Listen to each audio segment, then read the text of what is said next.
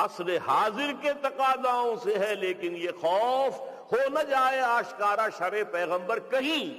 الحذر، آئین پیغمبر سے 100 بار الحذر۔ حافظ ناموس زن، مرد آزما مرد آفری۔ الحمدللہ الحمدللہ وکفا والصلاة والسلام علی عبادہ الذین اصطفیٰ، خصوصاً علی افضلہم وخاتم النبیین محمد الامین وعلی آلہ وصحبہ اجمعین۔ اما بعد فاعوذ باللہ من الشیطان الرجیم، بسم اللہ الرحمن الرحیم۔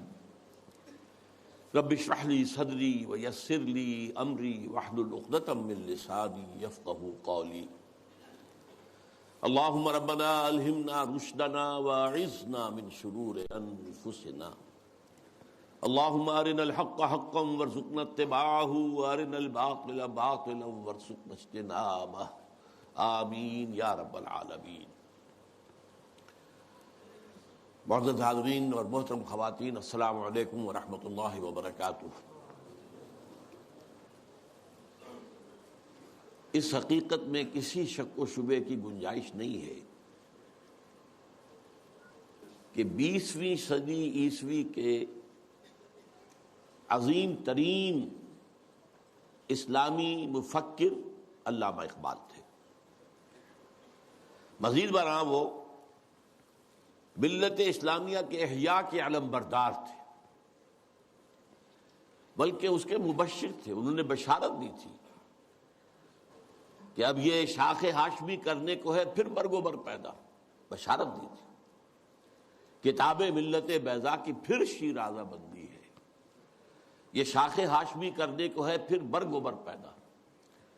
تو یہ صرف اس کی احیاء کے علم بردار ہی نہیں تھے، مبشر بھی تھے۔ سب سے بڑھ کر وہ اسلام کی نشأت ثانیہ کے علم بردار تھے۔ میں ان دو چیزوں کو ذرا علیحدہ کر رہا ہوں، اسلام کی نشأت ثانیہ اور ملت کی دوبارہ دنیا میں سربراہی کا پیدا ہونا، یہ ہمیشہ ساتھ نہیں رہے ہیں۔ ابتدا میں اسلام ابھرا عربوں کے ساتھ، حضور بھی صلی اللہ علیہ وسلم عرب تھے، خلافت راشدہ خلفائے اربعہ عرب تھے، لیکن خلافت راشدہ کے اختتام کے ساتھ اسلام کا زوال شروع ہو گیا۔ ریاست کی سطح پر سے اسلام خارج، اب جس کے پاس طاقت ہے وہ حاکم ہوگا۔ امرہم شورا بینہم، پس پشت، جس کی لاٹھی اس کی بھینس، یہ زوال شروع ہو گیا۔ لیکن عرب اقتدار، امت کا اقتدار بڑھتا چلا گیا، بڑھتا چلا گیا، بڑھتا چلا گیا، تقریباً 500 برس تک۔ آپ کو معلوم ہے کہ جسے ہم مسلم تاریخ کہتے ہیں، مسلم تاریخ کا تو زینت وہی ہے۔ ہارون الرشید کا زمانہ، مامون الرشید کا زمانہ، امین الرشید کا زمانہ، یہ ہے اصل دور۔ لیکن یہ خلافت راشدہ تو نہیں تھی، ملوکیت تھی، جسے علامہ اقبال نے امپیریلزم کہا ہے، عرب امپیریلزم، اپنے لیکچرز میں، اپنے خطبہ الہ آباد میں۔ اس کے بعد مسلمانوں پر بہت بڑا زوال آیا، بہت بڑا زوال آیا۔ پہلے صلیبیوں کے ہاتھوں آیا، لاکھوں مسلمان قتل ہوئے۔ میڈیٹرینین کا پورا علاقہ جو ہے وہ عیسائیوں کے قبضے میں چلا گیا، یروشلم ہمارے ہاتھ سے نکل گیا، 88 برس تک عیسائیوں کے پاس رہا، 1099 سے 1187 تک۔ اس کے بعد پھر ایک مرتبہ لے لیا ہے 13ویں صدی کے شروع میں، پھر عیسائیوں نے واپس لیا، پھر واپس لیا گیا ہے۔ بہرحال یہ پہلا جو تھا زوال کا ہمارا، پہلی سیڑھی تھی، لیکن اس کے بعد زوال آخری انتہا کو پہنچا ہے 13ویں صدی میں، تاتاریوں کے ہاتھوں کروڑوں مسلمان قتل ہوئے۔ میں جو بات بتا رہا ہوں وہ یہ ہے کہ اسلام اور مسلمان کو ایک شے نہ سمجھیے۔ ابتدا میں وہ ایک تھے، خلافت راشدہ کے بعد اسلام کا زوال، لیکن مسلمانوں کا عروج جاری رہا، بلکہ وہ اپنی انتہا کو پہنچا۔ پھر مسلمانوں کا بھی زوال آ گیا، لیکن اس کے کچھ عرصے بعد معجزہ رونما ہوا کہ پاسباں مل گئے کعبے کو صنم خانے سے، ہے یہاں فتنہ تاتار کے افسانے سے، جن تاتاریوں کے ہاتھوں کروڑوں مسلمان قتل ہوئے تھے وہی اسلام لے آئے، اسلام نے انہیں فتح کر لیا۔ بہرحال پھر ترکوں کے زیر قیادت مسلمانوں کا دوسرا عروج آیا ہے۔ ترکان تیموری ہندوستان میں، ترکان صفوی ایران میں، ترکان سلجوقی مڈل ایسٹ میں، ترکان عثمانی Ottomans, the great Ottoman empire for 4 centuries 400 years، خلافت بھی ان کے پاس رہی، پھر ان کا بھی زوال آ گیا۔ اور یوں سمجھیے کہ پچھلی صدی کے آغاز میں پہلی جنگ عظیم کے بعد اسلام اور مسلمان دونوں انتہائی زوال کی حالت میں تھے، دونوں۔ لیکن بہرحال اس کے بعد ایک تھرڈ اپورڈ موومنٹ شروع ہوئی ہے، وہ ایک علیحدہ مسئلہ ہے۔ لیکن میں یہ عرض کر رہا تھا کہ علامہ اقبال ملت اسلامیہ کی بھی احیاء کے علمبردار تھے اور اسلام کی نشست ثانیہ کے بھی علمبردار تھے، یہ دونوں چیزیں ان کے ہاں بیک وقت موجود ہیں۔ البتہ ایک بات نوٹ کر لیجئے، کوئی انسان بڑے سے بڑا مفکر ایسا نہیں ہوتا کہ ابتدا ہی سے اس کا فکر پختہ ہو، اسے منازل میں سے گزرنا ہوتا ہے، لترکبن طبقا عن طبق، درجہ بدرجہ آگے جانا ہوتا ہے۔ یہ معاملہ انبیاء کا ہے، رسولوں کا ہے، جن کو اول روز سے ہی اللہ تعالیٰ کے ساتھ جن کا رشتہ قائم ہوتا ہے وحی کا۔ لیکن غیر نبی کوئی بھی بڑے سے بڑا انسان، چنانچہ علامہ اقبال کی زندگی کے بھی 4 ادوار کا میں ذکر کرنا چاہتا ہوں۔ 1894-95 سے انہوں نے شعر کہنے شروع کیے ہیں یہیں شہر لاہور میں، اس سے لے کر 1905 تک، یہ 10 سال لگ بھگ بنتے ہیں۔ وہ ایسے ہی ایک شاعر تھے جیسے بہت دوسرے شاعر ہوتے ہیں، بس یہ کہ اس میں فنی طور پر کچھ ان کا پڑھا بھاری ہوگا بعض اعتبارات سے، لیکن وہی عشق و محبت کی باتیں اور وہی ہجر اور وصال کے قصے اور وہی گل و بلبل کی داستانیں، کی گود میں بلی دیکھ کر، یہ اس قسم کے مضامین۔ اور اس کے ساتھ اس وقت وہ ایک انڈین نیشنلزم کے بھی علمبردار بن کے سامنے آئے۔ ایک نیا شوالہ اس دیش میں بسائیں، گویا کہ ہندوستان مسلمان، ہندو اور مسلمان مل کر کوئی ایک معبد تعبیر کریں۔ شاید یہ صدائے بازگشت تھی اکبر کے فلسفہ دین الہی کی، یا پھر اس کے بعد راجہ رام موہن رائے کا جو مجلس ایزدی تھی، برہمو سماج، ایک نیا شوالہ اس دیش میں بسا۔ اور اس میں سے یہ بھی ہے ترانہ ہندی، سارے جہاں سے اچھا ہندوستاں ہمارا، ہم بلبلیں ہیں اس کی، وہ گلستاں ہمارا، وغیرہ وغیرہ۔ یہ 2 نکات میں نے آپ کے سامنے نوٹ کیے ہیں۔ یہ ہے 1905 تک کا معاملہ۔ 1905 سے لے کر 1908 تک 3 برس علامہ اقبال نے یورپ میں گزارے ہیں، برطانیہ میں اور جرمنی میں۔ اس دور میں ان کے اندر ایک عظیم انقلاب برپا ہوا ہے۔ وہ انقلاب کیا تھا؟ ایک انہی کا مصرع جو ہے بورو کر رہا ہوں، مسلمان کو مسلمان کر دیا طوفان مغرب نے۔ اقبال جب یورپ گیا تھا اتنا مسلمان نہیں تھا جتنا کہ وہاں جا کر مسلمان ہوا ہے۔ یہ ایک بڑا نیچرل ری ایکشن ہوتا ہے اگر کسی شخص کی ابتدائی اور بنیادی تربیت کے اندر دین کا عنصر موجود ہو، جیسا کہ علامہ اقبال کے ہاں تھا۔ ان کی والدہ ایک بہت نیک سیرت مسلمان خاتون، ان کے والد ایک صوفی منش بزرگ، پھر ان کے استاد علامہ میر حسن، یہ ان کی شخصیت کے جو ابتدائی جو کردار سازی کا دور ہوتا ہے اس کے اندر اہم ترین جو ہیں عوامل تھے۔ پھر جو کچھ ہوا، لاہور میں آئے، گورنمنٹ کالج میں رہے بھی کیا، یہاں پر رہے، وہ کچھ دور اور تھا۔ لیکن انگلستان جاتے تو معلوم ہوتا ہے کہ شعلہ بھڑک اٹھا، مسلمان کو مسلمان کر دیا طوفان مغرب نے۔ پھر وہاں کے فلسفے، فکر، نظریات اس کا جو مطالعہ کیا تو اس میں خود اپنی کیفیت کو بیان کیا ہے کہ عذاب دانش حاضر سے باخبر ہوں میں کہ میں اس آگ میں ڈالا گیا ہوں مثل خلیل علیہ الصلوۃ والسلام، کہ جیسے حضرت ابراہیم کو نمرود کی آگ میں ڈال دیا گیا تھا، مجھے بھی اس آگ میں جھونک دیا گیا۔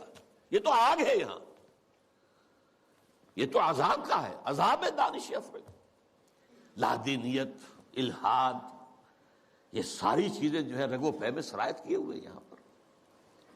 لہذا عذاب دانش حاضر سے باخبر ہوں میں کہ میں اس آگ میں ڈالا گیا ہوں مثل خلیل۔ اللہ نے حضرت ابراہیم کو بھی وہاں سے زندہ و سلامت نکال لیا تھا۔ علامہ اقبال بھی وہاں سے جب آئے ہیں تو ایک مومن کا ذہن اور فکر لے کر آئے ہیں، مومن کا دل لے کر آئے ہیں۔ اس وقت کی ان کی جو ایکویٹی آف ویژن تھی اس کا اندازہ کیجئے، 1905 سے 8 تک کے حالات، اور انہوں نے مشاہدہ کر لیا تھا کہ فرنگ کی رگے جہاں پنجے یہود میں ہے۔ اور بھی بہت لوگ جاتے آتے تھے، انگلستان جاتے تھے، کسی نے دیکھا کہ دیکھنے والوں ہی کو دکھائی دیتا ہے، صاحب بصیرت لوگوں ہی کو۔ تو علامہ اقبال بہت بڑے سیر تھے، دیکھنے والے تھے۔ ایک تو حال کا مشاہدہ گہرا اور ایک مستقبل کے بارے میں بھی۔ ان کی نگاہیں بہت تیز تھی، گاہ میری نگاہ تیز چیر گئی دل وجود۔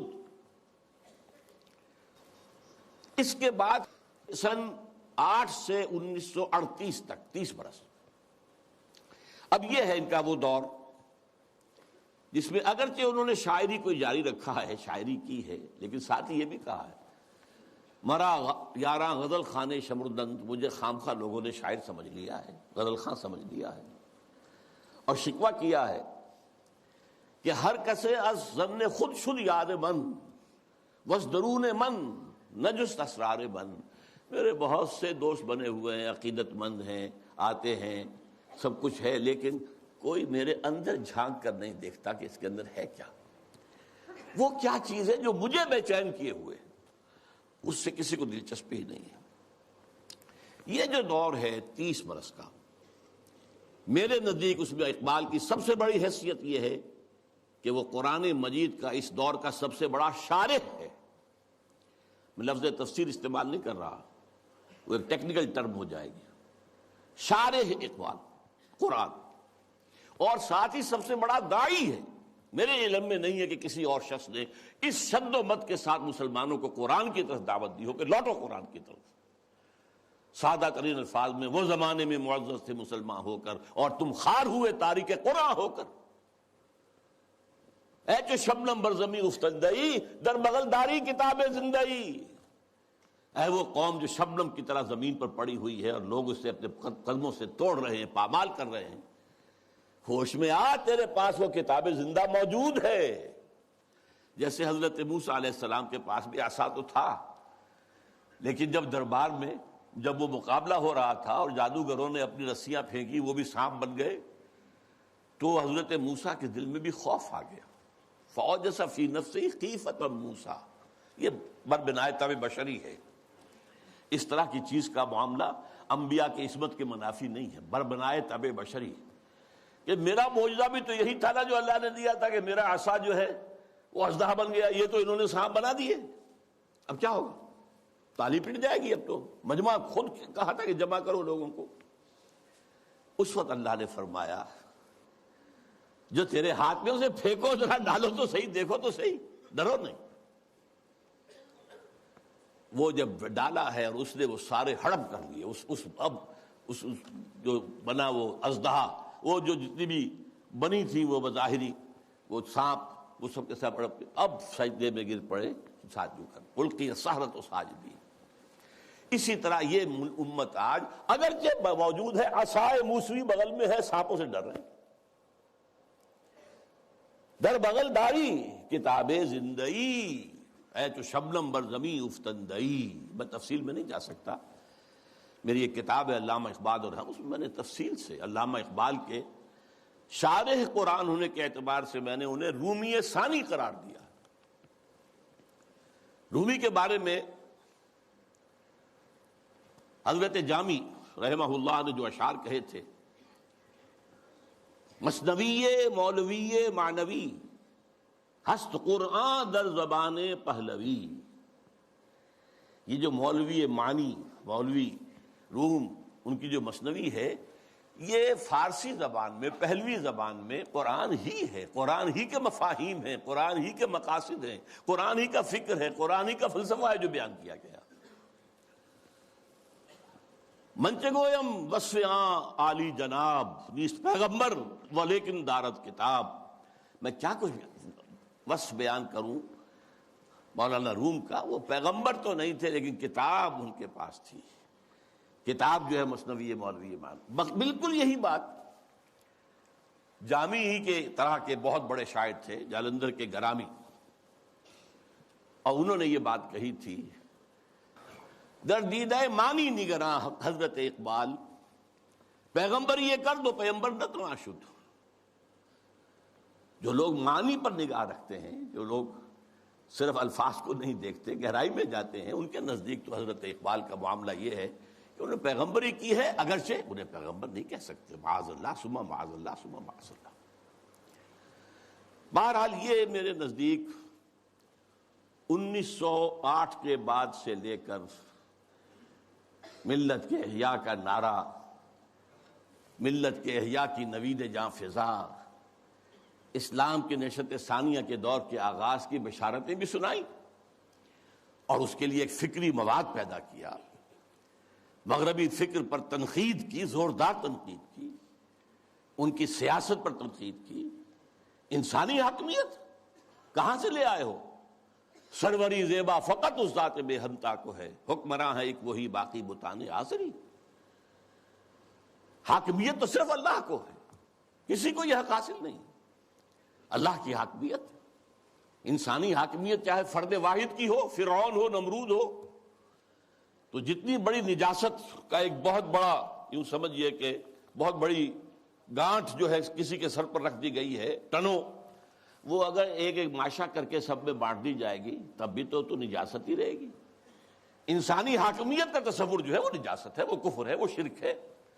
توحید کیا ہے؟ اللہ کی حاکمیت. معیشت پر جو ان کا نظام ہے، جس طریقے سے انہوں نے مغربی معیشت کے تار و پود بکھیرے ہیں، جس طریقے سے کہ جو یہ بینکنگ سسٹم پر انہوں نے کہا ہے، ای ملوک ای فکر چالاک یہود. یہ بینک کیا ہیں؟ یہ یہودیوں کے دھوکہ دینے والی فکر کا نتیجہ ہے. نور حق السینہ آدم ربود، آدم کے دل سے، آدم کے سینے سے وہ نور حق جو ہے، وہ جو نفخت فیہ من روحی، وہ جو روحانی عنصر ہے انسان کا، جس کا محل قلب ہے، اس کو نکال باہر کیا. اور ذرا غور کیجئے، حیرت ہوتی ہے جذبات کی شدت. تا تہو بالا نہ گرددی نظام، دانش و تہذیب و دین سودائے خام. جب تک یہ بینکوں کا نظام تلپٹ نہیں کیا جاتا، جڑ سے اکھاڑ کر نہیں پھینکا جاتا، کہاں کی دانش، کہاں کی تہذیب اور کہاں کا دین؟ اندازہ کیجیے، عرض کیجیے جوہر اندیشہ کی گرمی کہاں، کچھ خیال آیا تھا، وحشت کا کہ صحرا جل اٹھا.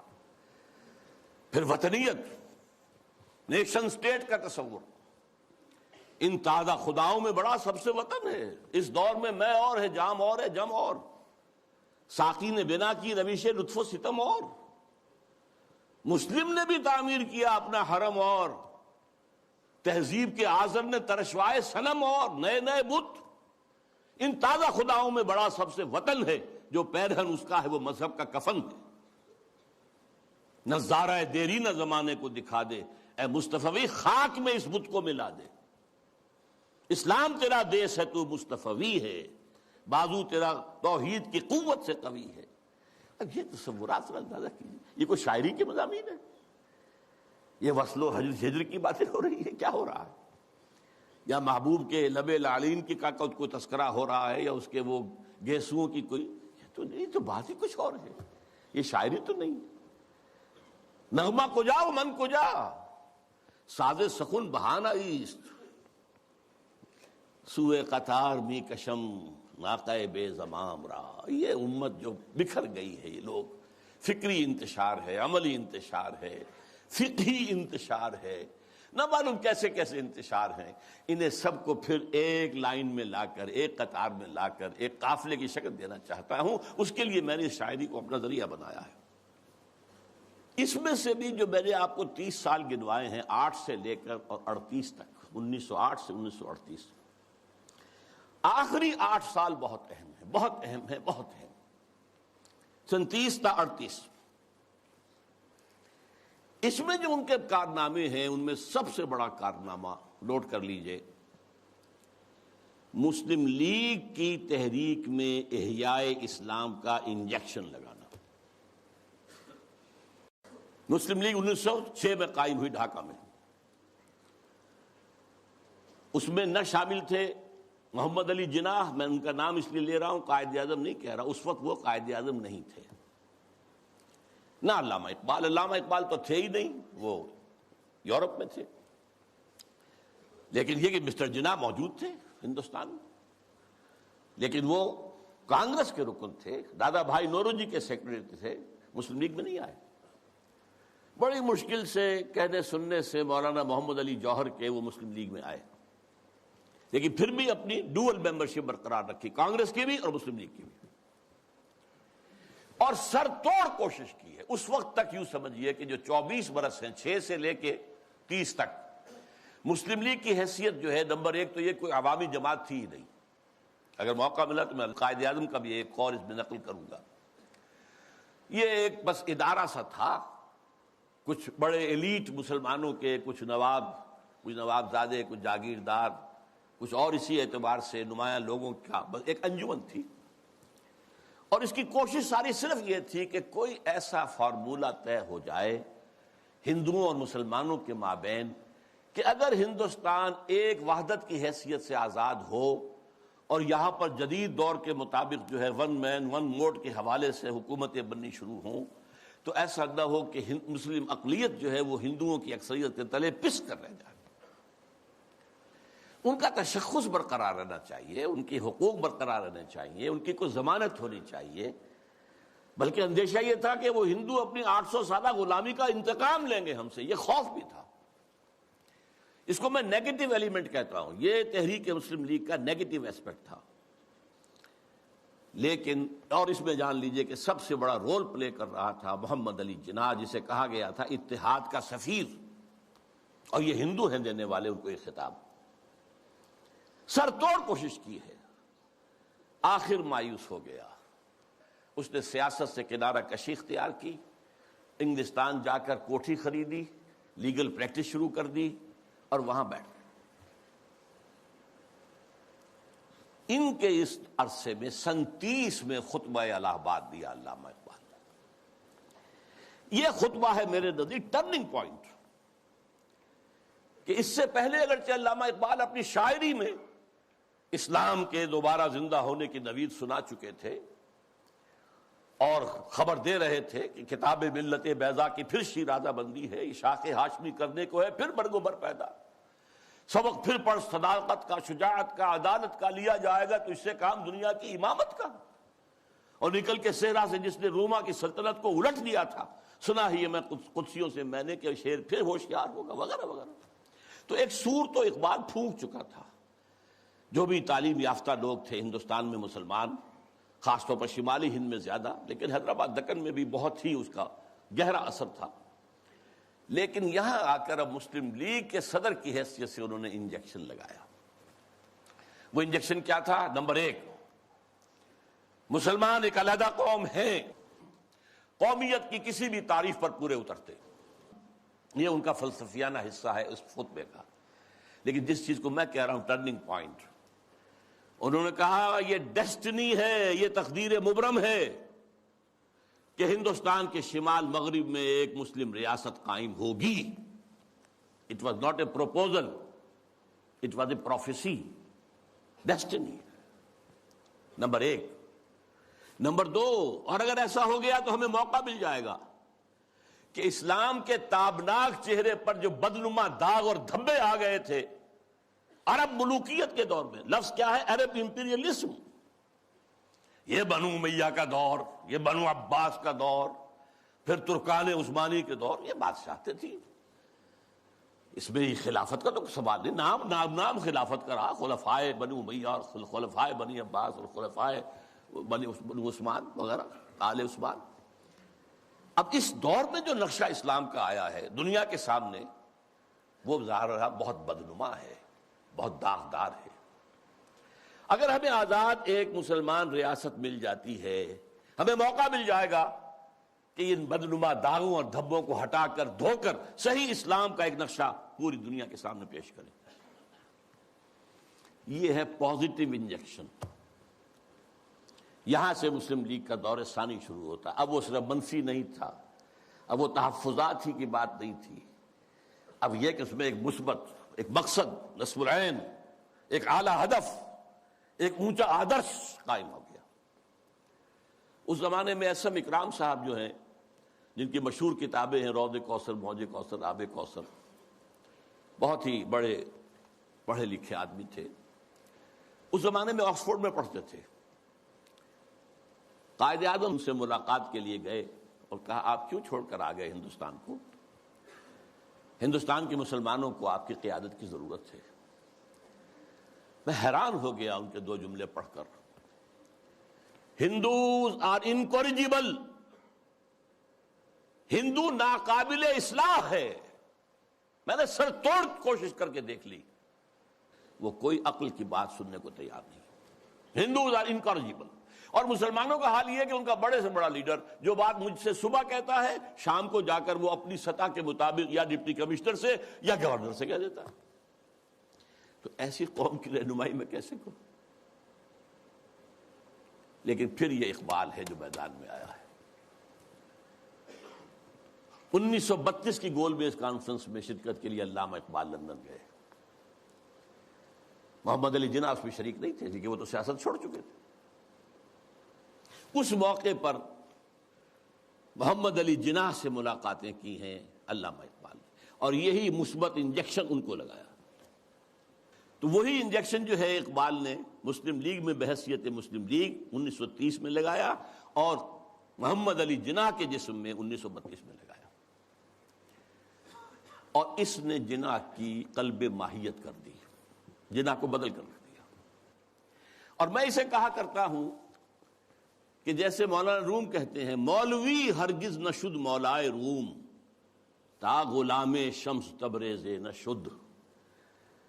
شمس تبریز کی ملاقات سے پہلے میں مولوی تھا. مولوی، مجھے جو مولائے روم بننے کی سعادت حاصل ہو گئی ہے، یہ تو شمس تبریز کی صحبت. مولوی ہرگز نہ شد مولائے روم، تا غلام شمس تبریز نہ شد. اسی طرح محمد علی جناح کبھی قائد اعظم نہیں بن سکتا تھا اگر اقبال نے اس کے اندر یہ انجیکشن نہ لگایا ہوتا. میں اس کے ثبوت کے لیے چاہتا ہوں ذرا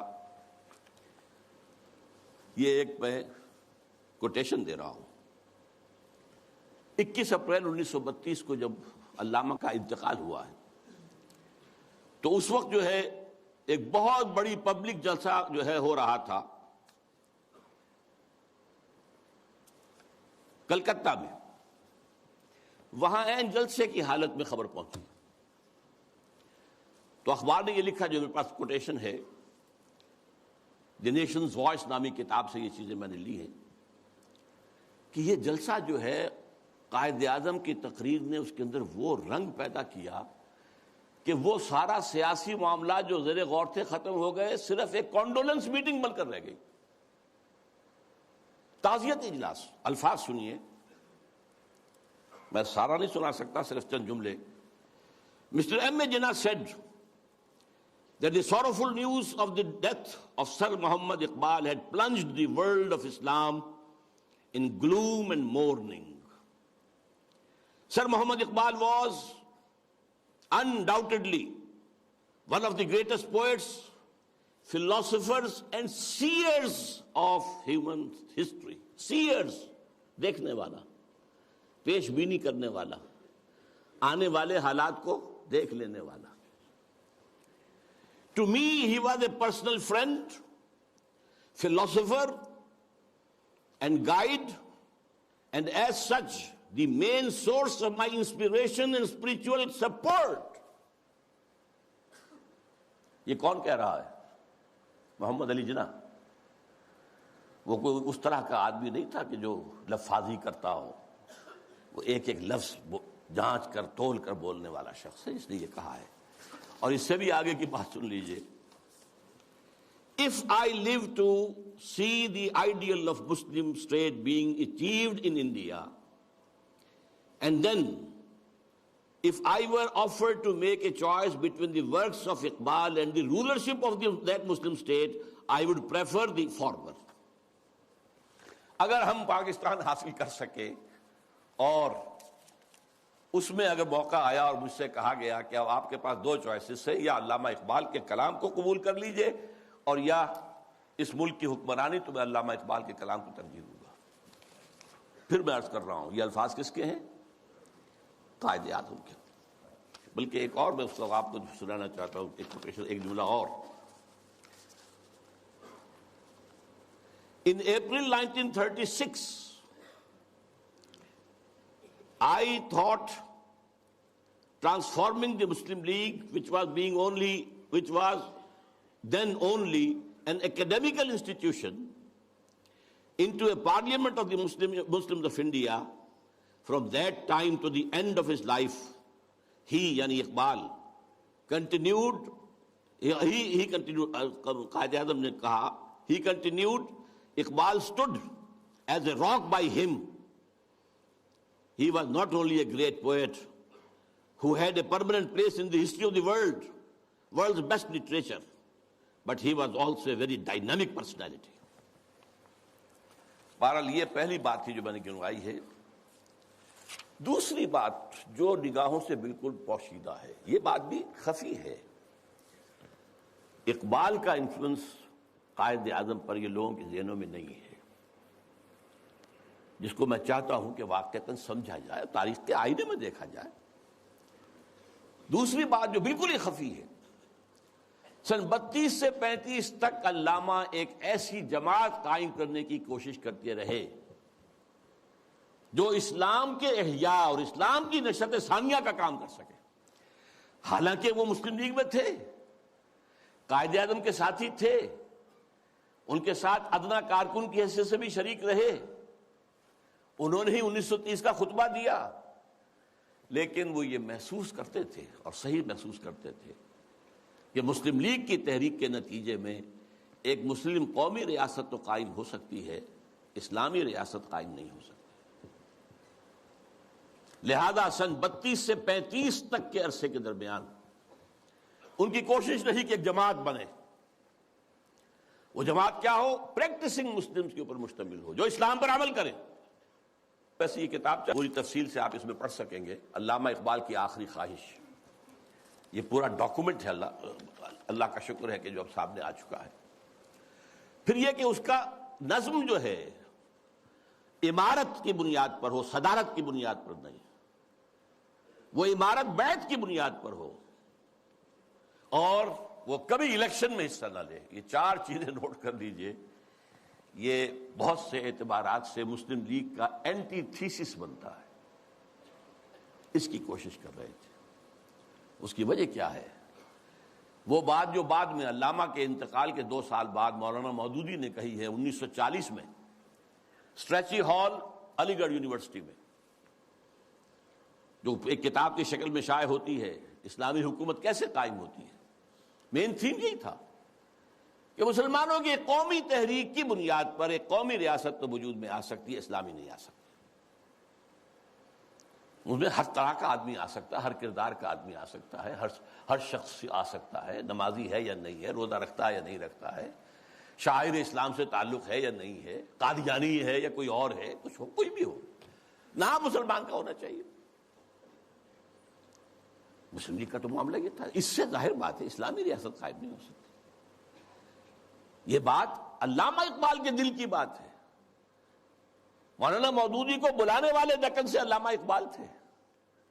مسلم نیشن ہوڈ کی بات جو 1930 میں علامہ اقبال نے کی تھی اپنے خطبے میں، اسے نہایت سلیس پیرائے کے اندر واضح کرنے والے علامہ مولانا مودودی تھے، مسئلہ قومیت کے نام سے۔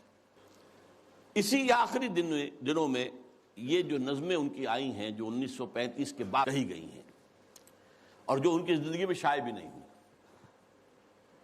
یہ ان کے زندگی بھر کے سوچ کا نچوڑ ہے۔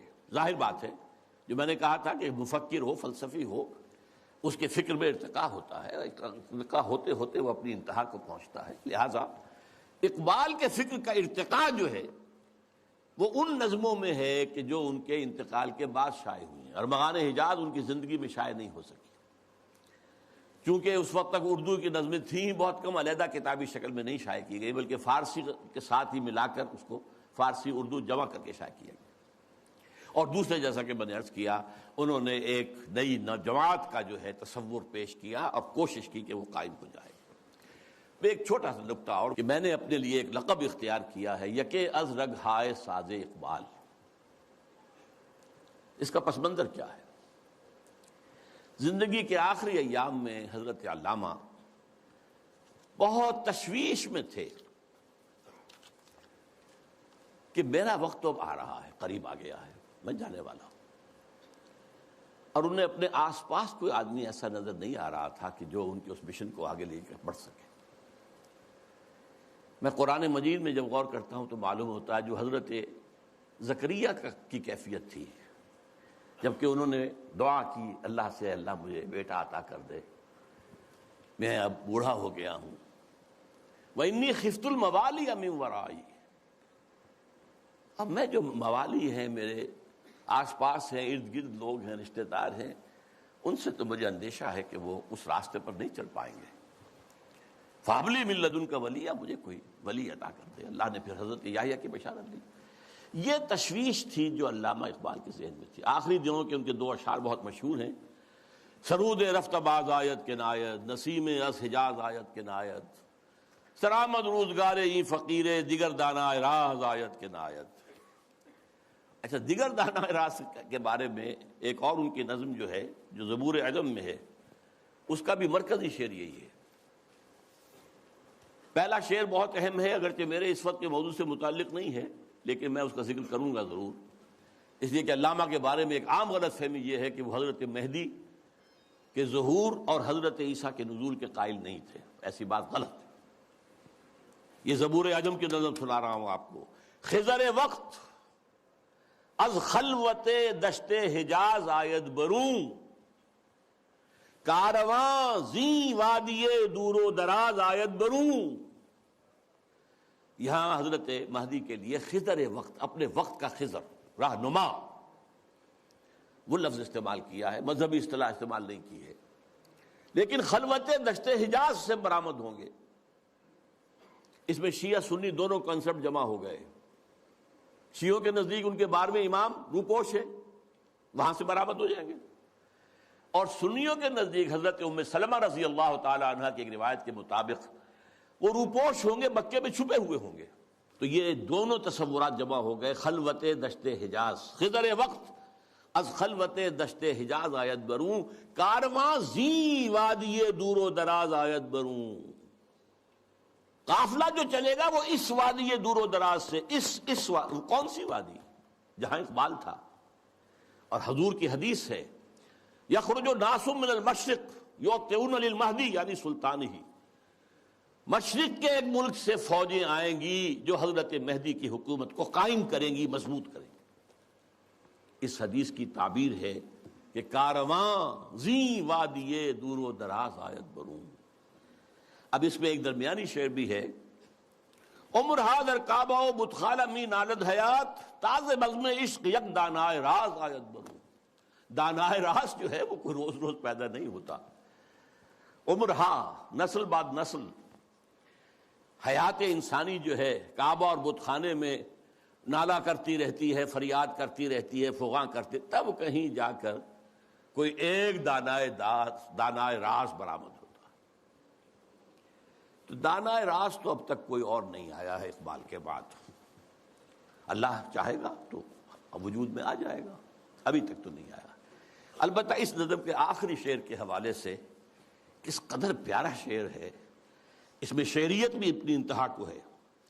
چنگ را گیرے دست دستم کہ کارز دست رفت، نغمام خون گشت و از رگہائے ساز آیت بروں۔ اے لوگو میرے ہاتھ سے یہ ساز لے لو، یہ ستار اب لے لو، میرے ہاتھ سے لے لو، میرے ہاتھ کا کام تو ہو چکا، میری انگلیوں نے اس میں ساز بھر دیا ہے، اس میں جو نغمہ ہے وہ بھر دیا ہے۔ نغمہ میرا نغمہ خون گشت، خون بن کر ان تاروں میں دوڑ رہا ہے جیسے انسانی رگوں کے اندر خون دوڑتا ہے۔ از رگہائے ساز آیت بروں، یہاں سے خود بخود باہر نکلے گا۔ چنانچہ بہت سے لوگوں نے، اللہ کا شکر ہے، کام کیا ہے۔ مرزا محمد منور صاحب بھی ہیں ہمارے جنہوں نے یہ کام کیا ہے، چودھری مظفر حسین صاحب بھی ہیں، اب ڈاکٹر فتح محمد ملک ہیں، اور لوگ بھی بہت سے ہیں۔ تو میں ان کو کہتا ہوں رگہائے ساز اقبال، لیکن میں نے خود اپنے لیے یہ لقب اختیار کیا ہے کہ یکے از رگہائے ساز اقبال، اقبال کے ساز کے تاروں میں سے ایک تار میں بھی ہوں۔ اب میں چاہتا ہوں کہ ذرا اس آخری جو نظم ہے ان کی زندگی کی، اور جس میں میرے نزدیک ان کا پیغام جو ہے امت مسلمہ کے نام، وہ جامعیت کے ساتھ آ گیا ہے تمثیلی پیرائے میں۔ یہ ابلیس کی مجلس شورا ہے۔ اب میں حیران ہوتا ہوں کہ محسوس ہوتا ہے کہ آج کل کہیں یہ مجلس شورا جو ہے کہیں منعقد ہوئی ہے حال ہی میں، اور یہ 80 سال پہلے کی بات ہے۔ ابلیس صاحب جو ہیں صدر ہیں، ظاہر بات ہے اس اپنی مجلس شورا کے، وہ پہلے اوپننگ ایڈریس کر رہے ہیں، یہ عناصر کا پرانا کھیل یہ دنیائے دوں۔ یہ جو دنیا ہے یہ کیا ہے؟ عناصر کا پرانا کھیل ہے، ایلیمنٹس، سالمات، ایٹمز، انہی کی اکھیڑ پچھاڑ ہے نا جس کا یہ کھیل چل رہا ہے۔ یہ عناصر کا پرانا کھیل، یہ دنیا دوں کہتے ہیں پست کو، بہت گھٹیا، یہ گھٹیا دنیا جو ہے، یہ دنیا زمین۔ یہ لفظ جواب شکوہ میں اقبال نے بھی استعمال کیا ہے کہ شوخ و گستاخ یہ پستی کے مکین کیسے ہیں، یہ زمین کے رہنے والے کیسے شوخ اور گستاخ ہے، کس طریقے سے شکوہ کیا ہے اللہ سے۔ تو اسی طرح وہ ابلیس کہتا ہے یہ عناصر کا پرانا کھیل یہ دنیائے دوں۔ یہ عناصر کا پرانا کھیل، یہ میٹیریلزم کے جتنے بھی شعبے ہیں، جتنی بھی شاخیں ہیں، جتنے بھی گریڈز ہیں، اور ہندوستان میں چار واک ہے، جین مت ہے، بدھ مت ہے، اور سانکھ درشن، یہ سب اسی کے ہیں۔ یہ خالص میٹیریل کھیل ہے دنیا کا، اس سے آگے انہیں کچھ اور نظر نہیں آتا۔ دنیا کی حقیقت خالص مادہ ہے، مادے ہی کی بنیاد پر یہ دنیا ہے۔ ساکنان عرش اعظم کی تمناؤں کا خون، ساکنان عرش اعظم ملائکہ مقربین، ان کی تمناؤں کا خون ہو گیا۔ کیسے؟ جب اللہ نے کہا تھا وَإِذْ قَالَ رَبُّكَ لِلْمَلَائِكَةِ إِنِّي جَاعِلٌ فِي الْأَرْضِ خَلِيفَةً، تو فرشتوں نے ذرا استفہام کیا تھا نا، قَالُوا وَتَجْعَلُ فِيهَا مَن يُفْسِدُ فِيهَا وَيَسْفِكُ الدِّمَاءَ وَنَحْنُ نُسَبِّحُ بِحَمْدِكَ وَنُقَدِّسُ لَكَ۔ ہم تسبیح و تقدیس کے اندر لگے ہوئے ہیں، ہم خادمان، ہم حاضر ہیں، ہم سب کام کر رہے ہیں۔ ابلیس اس کو انٹرپریٹ کر رہا ہے کہ اصل میں وہ خود خواہش مند تھے خلافت کے، تو ان کی تمنا کا خون ہو گیا جبکہ آدم کو خلافت دے دی گئی۔ یہ عناصر کا پرانا کھیل یہ دنیائے دوں، ساکنان عرش اعظم کی تمناؤں کا خون، اس کی بربادی پہ آج آمادہ ہے وہ کارساز جس نے اس کا نام رکھا تھا جہان کاف و نون۔ یہ اللہ کے امر کن سے کائنات وجود میں آئی تھی نا۔ اچھا وہ اس کو نہیں مان رہا، وہ سراسر نام یہ رکھا گیا ہے، اب اللہ جانو، یہ اللہ ہی جانتا ہے کہ اس کے دماغ میں کیا خناس ہے، لیکن اللہ نے جو یہ کہا ہے کہ یہ کن سے بنایا ہے، کن فیکون۔ آج معلوم ہوتا ہے ابلیس کہتا ہے کہ اس کی بربادی پر خدا نے فیصلہ کر لیا ہے، جس نے اس کو بنایا تھا وہ اب اس کی بربادی کے در پہ ہے۔ اس کے دونوں معنی ہو سکتے ہیں، ایک تو یہ بھی کہ اسے محسوس ہو رہا ہے کہ قیامت اب قریب آ رہی ہے، یہ کھیل جو ہے اور یہ خیر و شر کی کشاکش ستیزہ کار رہا ہے ازل سے تا امروز، چراغ مصطفی سے شرار بولہبی، یہ جو ہے اب آخری اینڈ پہ آ رہا ہے اس ڈرامے کا۔ یہ ڈرامہ دکھائے گا کیا سین، پردہ اٹھنے کی منتظر ہے نگاہ۔ تو جیسے کہ یہ بات کہی گئی ہے کہ یہ ڈرامہ جو ہے اب ختم ہونے کو، اقبال نے بھی اس کو کہا ہے، دنیا کو ہے پھر مار کا روح و بدن پیش، تہذیب نے پھر اپنے درندوں کو ابھارا، اللہ کو پامر دیے مومن پہ بھروسہ، ابلیس کو یورپ کی مشینوں کا سہارا۔ تو وہ بھی محسوس کر رہا ہے کہ شاید اب وہ قیامت ختم ہے اور یہ کھیل اب آخری سین پر آ گیا ہے، اور شاید اس کا مفہوم یہ ہو کہ اس دنیا میں ہم نے شرک کا، الحاد کا، یہ سارے بے حیائی کا، بے شرمی کا، سودی نظام کا، انسانی حاکمیت کا، یہ سارا کھیل ہم نے بنایا ہے۔ معلوم ہوتا ہے کہ یہ اب ختم ہونے پہ ہے، معلوم ہوتا ہے کہ یہ اب وہ جو کارساز ہے وہ اب اس کو آخری جو ہے اس مقابلے کے اندر ملیا بیٹ کر دینے کے در پہ ہے۔ اس کی بربادی پہ آج آمادہ ہے وہ کارساز جس نے اس کا نام رکھا تھا جہان کافنوں، اور اس کے بعد اب لاف زنی کر رہا ہے، میں نے یہ کیا، میں نے یہ کیا، میں نے یہ کیا، میں نے یہ کیا۔ کون ہے جو میرے اس سارے معاملے کو ختم کر سکے؟ میں نے دکھلایا فرنگی کو ملوکیت کا خواب۔ فرنگی ویسٹرن امپیریلزم، ملوکیت کا خواب، دنیا فتح کرو، کولونائز کرو، یہ تو پہلا خواب تھا، لیکن اس کے بعد انہوں نے اس سے بہتر خواب دیکھ لیا ہے کہ خامخواہ جا کر آکوپائی کرنے سے کیا فائدہ ہے۔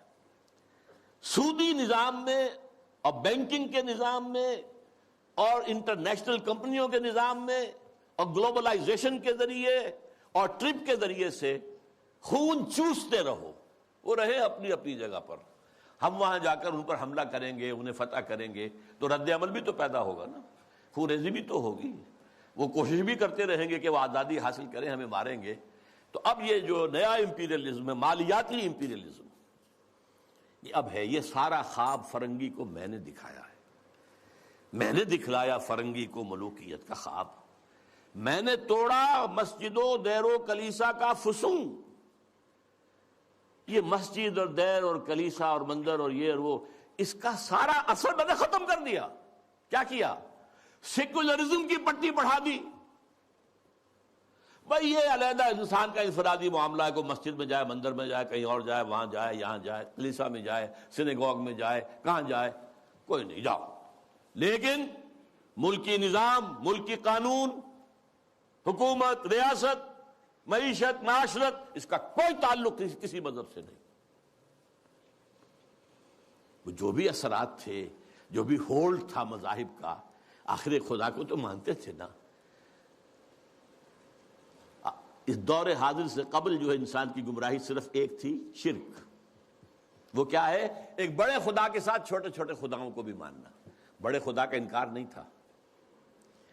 اب کیا کیا گیا ہے؟ اس بڑے خدا کو اٹھا کے مسجد میں بند کر دو، مندر میں بند کر دو، سینیگوگ میں بند کر دو، چرچ میں بند کر دو، اور جہاں پورا ہمارا نظام یہ ہم چلائیں گے۔ We are the sovereigns, sovereignty belongs to us، ہم جو چاہے کریں۔ لہذا میں نے دکھلایا فرنگی کو ملوکیت کا خواب، امپیریلزم، اور میں نے توڑا مسجد و دیر و کلیسا کا فسون، سیکولرزم۔ میں نے ناداروں کو سکھلایا سبق تقدیر کا۔ ناداروں کو، غریبوں کو میں نے کہا بھائی ٹھیک ہے، یہ تمہاری قسمت ہے، تم کسان ہو، ہاری ہو، تمہاری قسمت یہی ہے، اس کی طرف سے ہے، رب کی طرف سے ہے۔ کوئی بغاوت کا خیال پیدا نہ ہو جائے، کہیں کو کھڑے ہو کر کوئی ریزسٹنس کی موومنٹ شروع نہ کر دینا۔ تقدیر ہے، تن بے تقدیر، تقدیر کے حوالے۔ میں نے ناداروں کو سکھلایا سبق تقدیر کا، میں نے منعم کو دیا سرمایہ داری کا جنوں۔ یہ لفظ منعم جو ہے عربی کا، یہ منعم بھی ہو سکتا ہے، منعم بھی ہو سکتا ہے۔ منعم اس میں فاعل ہے، منعم اس میں مفعول ہے۔ منعم نعمتیں دینے والا، منعم جس کو نعمتیں دی گئیں۔ یعنی یہ بھی ہو سکتا ہے کہ پہلے جن کے پاس دولت ہوتی تھی وہ اس کو خیرات کرتے تھے، صدقات کرتے تھے، خیر کے کاموں میں لگاتے تھے، پن کے ثواب کے کاموں میں لگاتے تھے۔ میں نے اس کے بجائے کہا بیگم پاگل ہو گئے ہو، جمع کرو سرمایہ داری۔ میں نے منعم کو دیا سرمایہ داری کا جنون، اور جس کے پاس فاضل سرمایہ دولت اللہ نے دی تھی، اس کا جو طریقہ تھا کہ یسألونک ماذا ينفقون قل العفو، میں نے کہا نہیں، جو بھی ہے جمع کرو، جمع فاوعى، جس نے جمع کیا اور خوب پھر سینت کر رکھا، سنبھال کر رکھا، بچا کر رکھا، یا کہا جمع مالا وعددہ یحسب ان مالہ اخلدہ، یہ سبق میں نے دولت مند کو سکھا دیا۔ تو میں نے ناداروں کو سکھلایا سبق تقدیر کا، میں نے منعم کو دیا سرمایہ داری کا جنون۔ کون کر سکتا ہے اس کی آتش سوزاں کو سرد، جس کے ہنگاموں میں ہو ابلیس کا سودے دروں؟ کون ہے؟ میں نہیں ماننے کو تیار کہ ہمارے اس پورے کھیل کو کوئی طاقت ہے ایسی کہ جو ختم کر سکتی ہے۔ یہ لفظ نہیں کر رہا ہے، آخر کچھ خود سیلف ایشورنس کے لیے بھی، کچھ ساتھیوں کی بھی دل بڑھانا ہوتا ہے نا، آخر چاہے آدمی دیکھ رہا ہو کہ I am fighting a losing battle, لیکن پھر بھی ساتھیوں کو تو برقرار رکھنے کے لیے دل بڑھانا، کوئی دل جوئی کرنا، کوئی حوصلہ دینا۔ کون کر سکتا ہے اس کی آتش سوزاں کو سرد، جس کے ہنگاموں میں ہو ابلیس کا سودے دروں، اور جس کی شاخیں ہوں ہماری آبیاری سے بلند؟ کون کر سکتا ہے اس نخل کہن کو سرنگوں؟ بس یہ خطاب تو ختم ہو گیا، لیکن سوال یہ سمجھ میں نہیں آیا کہ آپ نے یہ مجلس شورا بلائی کائے کے لیے؟ تو اب پہلا مشیر جو ہے وہ گویا ہوتا ہے۔ اس میں کیا شک ہے کہ محکم ہے یہ ابلیسی نظام؟ آپ نے جو فرمایا سچ کہا، یہ ابلیسی نظام، یہ سیاسی نظام، یہ liberal democracy human sovereignty basis پر، اور یہ جوئے اور سود پر مبنی سارا ظالمانہ استحصالی نظام معاشی، اور یہ بے حیائی کہ انسان حیوان بن گیا ہے۔ تو اقبال نے اپنی وہ جو ذرا غزلیں ان کی باغ درا کے آخر میں ہیں، کچھ استہزائیہ انداز میں بھی ہے، یہ کوئی دن کی بات ہے مرد ہوش مند، غیرت نہ تجھ میں ہوگی نہ زن اوٹ چاہے گی، وہ اوٹ بھی نہیں رہے گی۔ معاملہ اس درجے جو ہے فحاشی کی انتہا کو پہنچ جائے گا، پہنچا ہوا ہے۔ آپ کو معلوم ہے جو کچھ یورپ میں ہوتا ہے، ریلوے اسٹیشن کے پلیٹ فارم کے اوپر کھڑے ہوئے جو کچھ کر رہے ہوتے ہیں، وہ سب کے سامنے موجود ہے۔ اس میں کیا شک ہے کہ محکم ہے یہ ابلیسی نظام؟ پختہ تر اس سے ہوئے خوئے غلامی میں عوام، یہ بہت اہم ہے۔ عوام کے اندر ایک پیسیمسٹک ایک انداز پیدا ہو چکا ہے، وہ ایکٹیوسٹ نہیں ہے، اب وہ کام کرنے کو تیار نہیں ہے، خوئے غلامی میں پختہ ہو گئے، دبے رہنے کے لیے تیار ہیں، ایکسپلائٹ کیے جانے کے لیے تیار ہیں۔ پختہ تر اس سے ہوئے خوئے غلامی میں عوام ہے، ازل سے ان غریبوں کے مقدر میں سجود، ان کی فطرت کا تقاضا ہے نماز بے قیام۔ نماز بے قیام کسے کہتے ہیں؟ وہ نماز جس میں قیام نہ ہو۔ نماز میں قیام ہے، پھر رکوع ہے، پھر سجود ہے، پھر سجود ہے، پھر کھڑے ہونا ہے، لیکن ان لوگوں کی نماز اب وہ ہے جس میں قیام ہے ہی نہیں، رکوع ہی رکوع ہے یا سجود ہی سجود ہے، ہر جگہ جو ہے ماتھا ٹیکے ہوئے بیٹھے ہوئے ہیں، اور ہر جگہ پر جو ہے اس پورے سارے نظام کو، ظالمانہ نظام کو قبول کیے ہوئے ہیں۔ کچھ تن بتقدیر ہیں، کچھ کہتے ہیں مجبور ہیں، کیا کریں، کچھ حال مست ہیں، کچھ مال مست ہیں، لیکن یہ کہ کوئی بھی اس کے عام مقابلے میں آنے کو تیار نہیں ہے۔ آرزو اول تو پیدا ہو نہیں سکتی کہیں، ہو کہیں پیدا تو مر جاتی ہے یا رہتی ہے خام۔ آرزو، امنگ، کوئی اعلیٰ اونچا خیال، کوئی اونچا اعلیٰ نصب العین، کوئی اونچا آدرش، کچھ نہیں، یہ ہے ہی نہیں۔ حیوان کی سطح پر گزر آ چکا۔ آرزو اول تو پیدا ہو نہیں سکتی کہیں، ہو کہیں پیدا تو مر جاتی ہے یا رہتی ہے خام۔ اگر ہو بھی جائے تو مر جاتی ہے فوراً۔ یعنی یوں سمجھیے کہ اول تو زمین بنجر ہے، یہاں سے کسی چیز کی رویدگی کا امکان ہی نہیں۔ اگر کوئی چیز اگ بھی آئے تو اس فضا کے اندر آکسیجن ہی نہیں ہے، پروان کیسے چڑھے گی؟ ہوا اسے آکسیجن دینے کو تیار ہی نہیں، لہذا وہ مر جاتی ہے۔ ہو کہیں پیدا تو مر جاتی ہے یا رہتی ہے خام۔ یہ ہماری سعی پہم کی کرامت ہے کہ آج صوفی و ملا ملوکیت کے بندے ہیں تمام، یہ بڑی تلخ بات ہے جو اقبال نے کہی ہے، لیکن بہت بڑی تلخ لیکن حقیقت پر مبنی بات ہے۔ صوفی و ملا ملوکیت کے بندے ہیں تمام۔ خلافت راشدہ کے بعد جو نظام ہمارا چلا ہے اس میں صوفی و ملا، علماء اور صوفیاء، ان کا نظام کیا تھا؟ ملوکیت کو سپورٹ، ایک نیگیٹو سپورٹ ہے۔ خانقاہوں میں بیٹھو، اللہ اللہ کیے جاؤ، ضربیں لگائے جاؤ، یہ کیے جاؤ، اپنا تزکیہ کیے جاؤ، مانجھے جاؤ، اپنے آپ کو رگڑے جاؤ رگڑے جاؤ رگڑے جاؤ رگڑے جاؤ، اسی میں زندگی بتا لو، چھوڑ کر اوروں کی خاطر یہ جہانے بے ثبات۔ اب باہر کیا ہو رہا ہے کیا نہیں ہو رہا ہے اسے کوئی غرض نہیں۔ شیطان ننگا ناچ رہا ہے، ناچے، ہمیں سے کیا غرض ہے؟ ہمارے پاس تو آئے ہیں اتنے طالب ہیں، اتنے وہ سالک ہیں، وہ فلاں سالک آج اس مقام پر پہنچ گیا ہے، آج یہ مقامات، یہ سالک مقامات میں کھو گیا اور یہ امت خرافات میں کھو گئی۔ یہ سارا معاملہ جو ہے، اور ملا کا معاملہ کیا ہے؟ دو طرف سے۔ ملا نے سب سے پہلے، ہمارے فقہا نے متغلب کی حکومت کو جائز قرار دیا، یعنی اگر کوئی شخص اپنی قوت کے بل پر آ کر حکومت پر قبضہ کر لے تو جائز ہے، اور حکمران کے خلاف کوئی بغاوت نہیں کر سکتے جب تک کہ وہ تمہیں کفر کا حکم نہ دے۔ کفر کا کائے کو حکم دے گا؟ وہ اپنے عیش بنائے گا، اپنے محل بنائے گا، اپنے رنگ رلیاں کرے گا، اپنے آپ کو کفر کا حکم دینے کی ضرورت کیا ہے؟ یہ تصور ہے جو سنی اسلام کے اندر اس کی رگوں میں چلا گیا اور اس نے سن کر دیا اسلام کو۔ استثناء اگر ہے تو شیعہ اسلام ہے، وہ تسلیم نہیں کرتے، چاہے کھڑے نہ ہو، مقابلہ نہ کریں، تسلیم نہیں کرتے، ذہناً ریکنسائل نہیں کرتے، نفرت کرتے ہیں۔ یہی ان کی پوری تاریخ کے اندر ہے۔ لیکن ہمارے ہاں کیا ہے؟ شیخ الاسلام بن کر بیٹھے ہوئے ہیں۔ استاد نے، امام ابو حنیفہ نے تعاون گوارا نہیں کیا اس ملوکیت کے ساتھ۔ عہدے کی پیشکش کی گئی، قاضی القضات ہو جاؤ گے تم، تمہارا فتویٰ جو ہوگا وہی قانون بن جائے گا۔ ان کا نہیں، ہرگز نہیں۔ جیل کاٹی، مارے کھائیں۔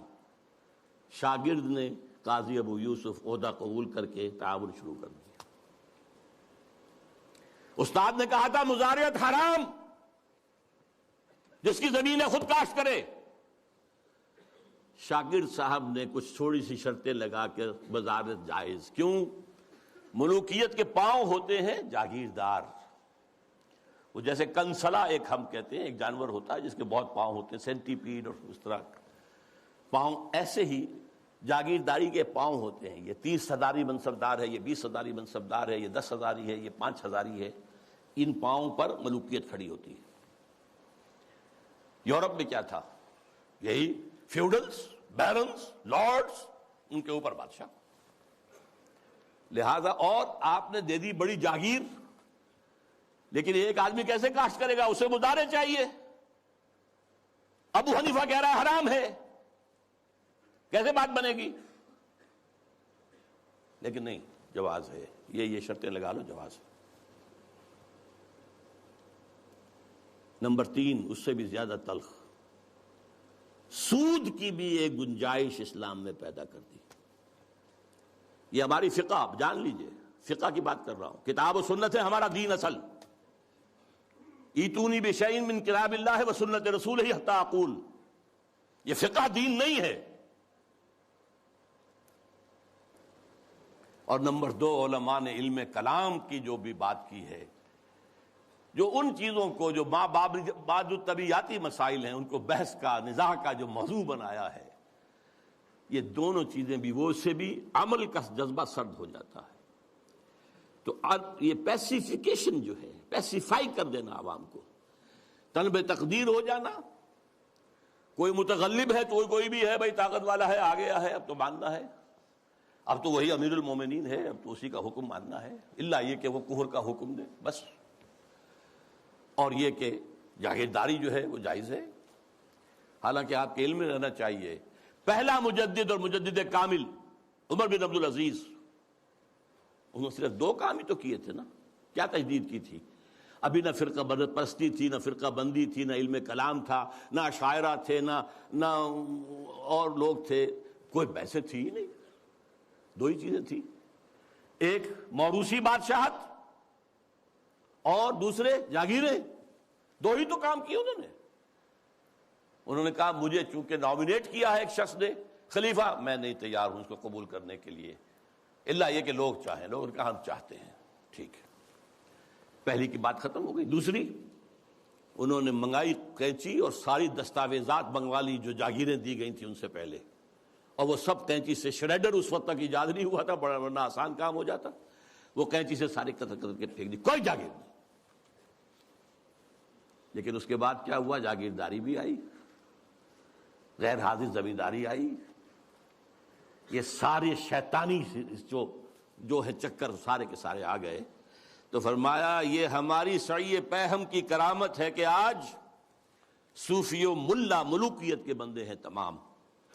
طب مشرق کے لیے موضوع یہی افیون تھی، ورنہ قوالی سے کچھ کم تر نہیں علم کلام. قوالی بھی کیا کرتی ہے؟ آپ کے قواعد عملی کو ختم کر کے سر دھنتے رہیے. علم کلام بھی یہی کرتا ہے. مسائل اللہ کی صفات اس کی ذات پر اضافی ہیں یا اس کے ذات کا جز ہیں؟ صفات حادث ہیں یا قدیم ہیں؟ اس کائنات کا کیا ہے ربط حادث بالقدیم؟ یہ کائنات حادث ہے، اللہ کی ذات قدیم ہے، رابطہ کیا ہے ان کا؟ کیا کنیکشن ہے؟ یہ مسائل جو لا ینحل ہیں، یہ اس ماورا اس طبقے سے تعلق ہے ان تمام کا کہ ان کو حل ممکن نہیں. قرآن نے حدیث نے ان کو چھیڑا ہی نہیں. ہیں اپنی جگہ مسائل ہیں، فلسفے میں بحثیں ہوتی ہیں، گفتگویں ہوتی ہیں، لیکن یہ کہ ان کو موضوع بنا لینا، انہی پر بحثیں ہونا. میں صرف تاریخی طور پر آپ کو بتا رہا ہوں، جب ترک قسطنطنیہ کا محاصرہ کیے ہوئے پڑے ہوئے تھے تو آیا صوفیہ جو ان کا سب سے بڑا چرچ تھا، اب بڑی مسجد ہے وہ، وہاں پر مناظرہ ہو رہا تھا. کن مسائل پر؟ علماء عیسائیوں کے. ایک سوئی کی نوک پر کتنے فرشتے آ سکتے ہیں؟ حضرت عیسیٰ کی ولادت کے بعد بھی حضرت مریم کنواری رہ گئیں یا نہیں؟ اور جو لاسٹ سپر میں روٹی کھائی تھی حضرت عیسیٰ نے، وہ خمیری تھی یا فطیری تھی؟ ان مسائل پر بحثیں ہو رہی ہیں آیا صوفیہ میں، اور وہاں لشکر مسلمانوں کا پڑا ہوا گھیرے ہوئے. یہی حال ہمارا ہے ہندوستان میں. انگریز آ چکا ہے، بنگال سے آگے بڑھ رہا ہے. ہماری حکومتیں جو چھوٹے چھوٹے یہ ہیں سلطان بیٹھے ہوئے ہیں، نواب ختم ہو رہے ہیں. اور ہمارے علماء میں سے جو ٹاپ کے علماء، 2 جن کا میں اس وقت نام نہیں لینا چاہتا، کہیں خامخواہ ایک سوء ظن اشخاص سے نہ ہو جائے، کن مسائل پر گفتگو کر رہے ہیں؟ اللہ جھوٹ بول سکتا ہے یا نہیں؟ آپ کے نہیں بول سکتا تو اس کا مطلب اللہ کل شیء قدیر نہیں ہے. اور بول سکتا ہے تو پھر اس کی وہ شان نہیں رہی باقی تنزیہ. اللہ کوئی دوسرا محمد بنانے پر قادر ہے یا نہیں؟ اگر ہے تو اس کا مطلب بے نظیر تو نہ ہوئے محمد صلی اللہ علیہ وسلم. یہ مسائل بحثیں ہوتی تھی، بڑے علماء، منطقی علماء اس پر بحث کرتے. تو یہ ہے طب مشرق کے لیے موضوع یہی افیون تھی، ورنہ قوالی سے کچھ کمتر نہیں علم الکلام. ہے طواف و حج کا ہنگامہ اگر باقی تو کیا، کند ہو کر رہ گئی مومن کی تیغ بے نعام. یہ طواف و حج کا ہنگامہ ہے، 30-40 لاکھ آدمی آ جاتے ہیں، جمع ہو جاتے ہیں. وہ اس اقبال کے زمانے میں تو شاید ابھی 2-3 لاکھ ہی ہوتے ہیں، واللہ عالم. بہرحال لیکن یہ کہ مومن کی تیغ تو بے نیام جو ہے رہ گئی ہے، ختم ہو گئی ہے. لہذا کوئی ڈرنے کی ضرورت ہی نہیں. کیوں گھبرا رہے ہیں آپ؟ کس کی نومیدی پہ حجت ہے یہ فرمان جدید؟ ہے جہاد اس دور میں مرد مسلمان پر حرام. یہ جو آپ نے مجلس بلائی ہے اور آپ نے اتنا عمدہ انوگرل ایڈریس بھی ادا کیا ہے ہمیں، یہ کس کی طرف سے کوئی نا امیدی کسی بات آپ پر آ گئی ہے؟ نومیدی یا سنگیزی کوئی ہے آپ کے اندر پیدا ہو رہی ہے؟ وہ کون سا سبب ہے؟ کس کی نومیدی پہ حجت ہے یہ فرمان جدید ہے، جہاد اس دور میں مرد مسلمان پر حرام۔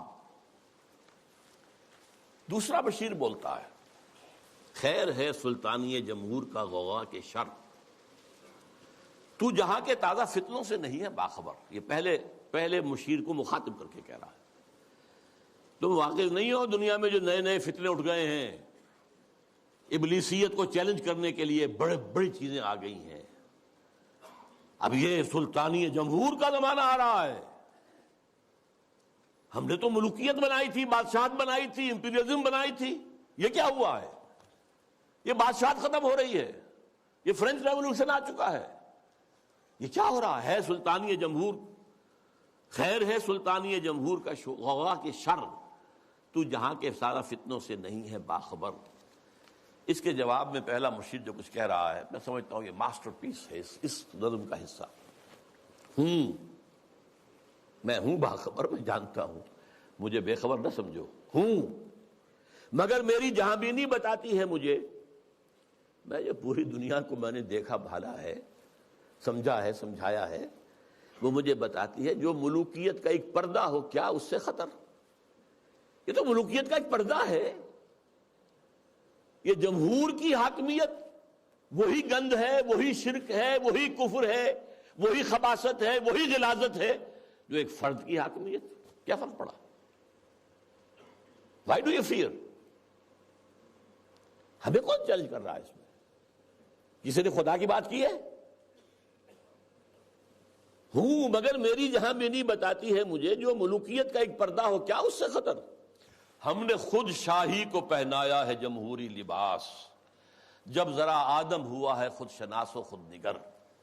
یہ تو ہم نے خود بادشاہت کو یہ جمہوری لبادہ اڑا دیا ہے، اس لیے کہ اب انسان ذرا خود شناس ہو گیا ہے، کچھ اپنی حیثیت بھی سمجھنے لگا ہے، سیلف امپورٹنس، سیلف کانشسنس، خود نگر، اپنے حقوق کی بھی نگرانی چاہتا ہے، میں بھی کچھ ہوں، صرف بادشاہی تو نہیں ہے۔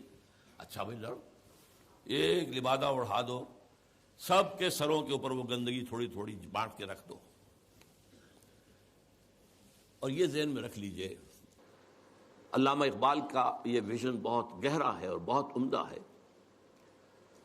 ہر کجا بینی جہان رنگ و بو، کہ از خاکش بروید آرزو، یا ز نور مصطفیٰ اورا بہاست، یا ہنوز اندر تلاش مصطفیٰست۔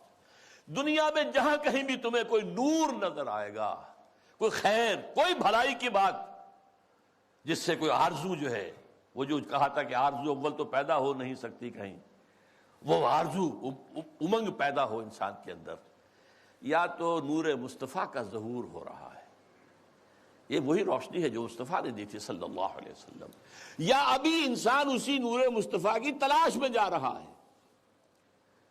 یہ جو ڈائلیکٹیکل پروسیس چل رہا ہے دنیا میں، یہ کشاں کشاں جا رہا ہے اسی نظام کی طرف جو محمد نے دیا تھا صلی اللہ علیہ وسلم۔ یہ بات تو بعد میں بھی آئے گی ذرا، اس وقت یہ ہے کہ یہ خود شناسی اور خود نگری یہ محمد کی ادا کرتا ہے صلی اللہ علیہ وسلم۔ یہ خلیفہ راشد نمبر 2 ہیں حضرت عمر فاروق، جن کا تاریخی جملہ ہے، ایک صوبے کے گورنر نے، غالباً ایران کے گورنر نے، حضرت سعد بن ابی وقاص تھے غالباً، انہوں نے اپنے مکان کے باہر ڈیوڑی بنا دی اور ایک پہرے دار کھڑا کر دیا۔ اب یہ تو نہیں کہ ہر وقت کوئی آئے اور ملنے کے لیے تیار ہو، آخر گورنر ہے، اس کا بھی کوئی پرائیویسی ہوتی ہے، ٹائم ہے۔ پرچہ نویس ہوتے تھے، انہوں نے خبر بھیج دی حضرت عمر کو کہ سعد نے یہ کام کیا ہے۔ آپ نے خط دے کر ویلچی کو بھیجا اور کہا پہلے جا کر اس ڈیوڑی کو آگ لگا دینا اور پھر میرا یہ خط دینا۔ اور خط میں کیا لکھا؟ انسانوں کو ان کی ماں نے آزاد جنا تھا، تم کون ہوتے انہیں اپنا غلام بنانے کے لیے؟ Who are you؟ تم نے انہیں اپنا غلام بنا لیا۔ یہ حریت جس کا لوہا مانا ہے ایچ جی ویلز نے، اس نے کوٹ کیا ہے، لا فضل لعربی علی عجمی ولا لعجمی علی عربی ولا لاسود علی احمر ولا لاحمر علی اسود الا بالتقوی۔ کسی عرب کو کسی اجمی پر فضیلت نہیں، کسی اجمی کو کسی عرب پر فضیلت نہیں، کسی گورے کو کسی کالے پر نہیں، کسی کالے کو کسی گورے پر نہیں، سوائے تقوی کے۔ یہ کوٹ کر کے کہتا، although The sermons of human fraternity, freedom and equality were said before also. And we find a lot of such sermons in Jesus of Nazareth. But it must be admitted that it was Muhammad sallallahu alaihi wasallam who for the first time in history established a society based on these principles. یہ ہے حریت. تو کہتے ہیں ہم نے خود شاہی کو پہنایا ہے جمہوری لباس، جب ذرا آدم ہوا ہے خود شناس و خود نگر. یہ خود شناسی اور خود نگری محمد کی عطا کردہ ہے صلی اللہ علیہ وسلم. کاروبار شہریاری کی حقیقت اور ہے، یہ وجود میر و سلطان پر نہیں ہے منحصر. یہ بادشاہ ہو ایک بیٹھا ہوا اور اس کی کوئی جو ہے میر ہوں سلطان ہوں، نہیں. کاروبار شہریاری جو ہے حکومت اور ملوکیت کی اس اصل حقیقت کچھ اور ہے. وہ کیا ہے اگلے شعر میں بیان ہو رہی ہے. مجلس ملت ہو یا پرویز کا دربار ہو. مجلس ملت کانگریس، نیشنل کانگریس، پرویز کا دربار شہنشاہ کا دربار، وہ جمہوریت اور یہ ملوکیت. مجلس ملت ہو یا پرویز کا دربار ہو، ہے وہ سلطان غیر کی کھیتی پہ ہو جس کی نظر. بادشاہ تو وہ ہوتا ہے جو غیر کی کھیتیوں کے اوپر ڈال کر وہاں سے کھینچ لینا چاہتا ہو، وہاں ان کو لوٹنا چاہتا ہے. وہ بادشاہ جو ہے کبھی فرعون تھا اور کبھی نمرود تھا اور کبھی اور تھے، نمارزہ تھے اور تھے. لیکن یہ کہ اب یہ ہے کہ وہ امپیریلزم کی شکل میں آیا ہے. پورا ایشیا کالونائز ہوا تھا اور اب تو پوری دنیا کو وہ اپنے world bank, IMF، globalisation, TRIPS, ان کے شکنجے میں کس لینا چاہتے ہیں. تو نے کیا دیکھا نہیں مغرب کا جمہوری نظام، چہرہ روشن اندروں چنگیز سے تاریک تر. یہ مغرب کا جمہوری نظام کیا ہے؟ بڑا روشن ہے بہت. ہم بھی بڑے متاثر ہوتے ہیں. دیکھیں کتنا بڑا ملک ہے، صدارت کا انتخاب ہوا ہے کہ سموتھلی وہ پچھلا ہٹ گیا دوسرا آ گیا، کوئی خون ریزی نہیں، کوئی دنگا نہیں، کوئی فساد نہیں، کچھ نہیں. ہماری طرح تو نہیں ہوتا، بلکہ شکست کھانے والا فوراً جا کے مبارکباد دے دیتا ہے بجائے اس کے کہ دھاندلی ہوئی ہے، دھاندلی ہوئی ہے، دھاندلی ہوئی ہے. وہ جو ہمارے ہاں ہوتا ہے. تو اب اس سے ہم متاثر تو ہوتے ہیں، لیکن سوال تو یہ ہے کہ یہ سارا نظام کیا ہے؟ یہ دنیا کو نچوڑنے کا جو نظام بنایا جا رہا ہے، اس گلوبلائزیشن کے اندر جو خباثتیں ہیں وہ ہم نہیں جانتے، اہل یورپ جانتے ہیں، اہل امریکہ جانتے ہیں. سیاٹل میں ہنگامے وہاں ہوئے تھے، گلوبلائزیشن کی کانفرنسز جو ہوئی ہیں. ڈیووس میں ہنگامہ یورپ میں ہوا ہے، پھر واشنگٹن میں ہوا ہے. ہمیں تو پتہ بھی نہیں کیا ہو رہا. ہماری قسمتوں کے سودے ہوتے ہیں، ہماری حکومتیں جو بھی ہیں وہ دستخط کر کے آ جاتی ہیں. اللہ خیر صلی اللہ. ایک اور جگہ اس جمہوریت کے بارے میں اقبال جو کہتا ہے وہی ساز کہن مغرب کا جمہوری نظام جس کے پردوں میں نہیں غیرز نوائے قیصری. دیو استبداد جمہوری قبا میں پائے کوب. پائے کوب پاؤں مارنا، جیسے کہ کوئی ڈانسر جو ہے وہ اپنے پاؤں زمین کے اوپر مارتی ہے یا مارتا ہے. دیو استبداد جمہوری قبا میں پائے کوب. تو سمجھتا ہے یہ آزادی کی ہے نیلم پری؟ کیا بتاؤں کیا ہے. اچھا لیکن اب تیسرا مشیر بولتا ہے روح سلطانی رہے باقی تو پھر کیا اضطراب. اگر یہ ملوکیت رہے باقی کسی نہ کسی شکل میں، روح سلطانی باقی رہے تو پھر ہمیں کوئی حرج نہیں. امپیریلزم موجود رہے تو ہمیں کوئی اعتراض نہیں. ہیومن ساورنٹی موجود رہے تو ہمیں کوئی اعتراض نہیں. روح سلطانی رہے باقی تو پھر کیا اضطراب ہے. مگر کیا اس یہودی کی شرارت کا جواب وہ کلیم بے تجلی، وہ مسیح بے صلیب، نیست پیغمبر و لیکن در بغل دارت کتاب. اب یہ کس کی طرف اشارہ ہو رہا ہے؟ کارل مارکس کی طرف. یہودی، جرمنی کا رہنے والا، 1818 میں پیدا ہوا ہے. اس کے دماغ میں وہ سب کمیونزم، سوشلزم کے جو خیالات تھے ان کی بنا پر جرمنی والوں نے نکال دیا جلا وطن. فرانس میں جا کر ڈیرا لگایا، وہاں بیٹھ گیا، وہاں سے بھی نکالا گیا. انگلینڈ گیا، انگلینڈ ایسے سب کو بگڑے تگڑوں کو سب کو پناہ دیتا ہے. وہاں وہ داس کیپیٹال کی تکمیل ہوئی ہے جس کی بنیاد پر پھر یہ کہ انقلاب آیا، بولشوک ریولوشن رشیا کے اندر. وہ کہتا ہے کہ یہ تو ایک نیا انقلاب آ رہا ہے، یہ سرمایہ داری کی جڑ کٹ جائے گی، نظام بدل جائے گا۔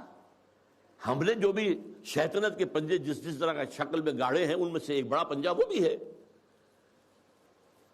مگر کیا اس یہودی کی شرارت کا جواب؟ وہ کلیم بے تجلی، وہ مسیح بے صلیب، نیست پیغمبر ولیکن در بغل دارت کتاب، داس کیپیٹل ایک کتاب تو اس کے اندر ہے۔ واقعتاً اس کتاب میں بہت تاثیر تھی، اس میں کوئی شک نہیں۔ اس کتاب نے ذہنوں کو مسخر کیا ہے، کیپچر کیا ہے، موٹیویٹ کیا ہے۔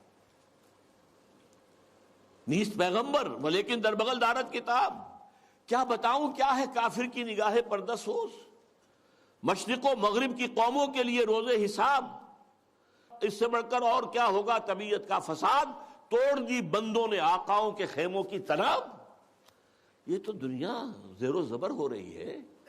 یہ آقا اور یہ جو بندے تھے جن کو تقدیر کا سبق ہم نے سکھا رکھا تھا، جن کو وہ بھی جو اپنے حالات کے اندر جو تھے وہ مست تھے، یہ اٹھ کھڑے ہوئے ہیں، فساد برپا کر دیا ہے، آقاؤں کے خیموں کی تنابیں توڑ رہے ہیں، تو اس کا کیا جواب ہے؟ یہ تو ایک بہت بڑا فتنہ ہے جو ہمارے لیے، ابلیسیت کے لیے۔ اب ایک چوتھے بشیر صاحب آتے ہیں درمیان میں، توڑ اس کا رومت الکبریٰ کے ایوانوں میں دیکھ، آل سیزر کو دکھایا ہم نے پھر سیزر کا خواب۔ رومت الکبریٰ، Rome, the great Rome, the great Roman empire, اور خاص طور پہ سیزر کا زمانہ۔ سیزر کے زمانے میں حضرت مسیح پیدا ہوئے ہیں، اور اسی کا اپوائنٹڈ گورنر پائلیٹس پونٹس جو ہے، اس کے ہاتھوں ان کے خیال کے مطابق ان کو سولی دی گئی ہے۔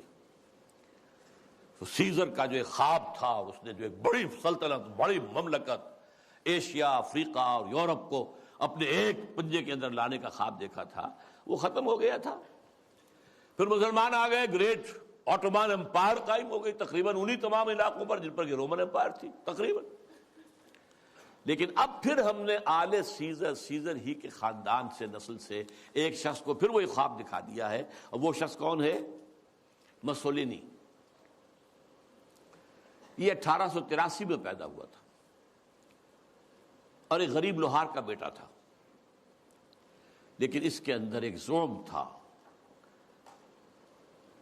کہ رومی بڑی طاقت ہے، بڑی قوت ہے، اونچی نسل ہے، اعلیٰ نسل ہے، ان کا حق ہے حکومت کرنا۔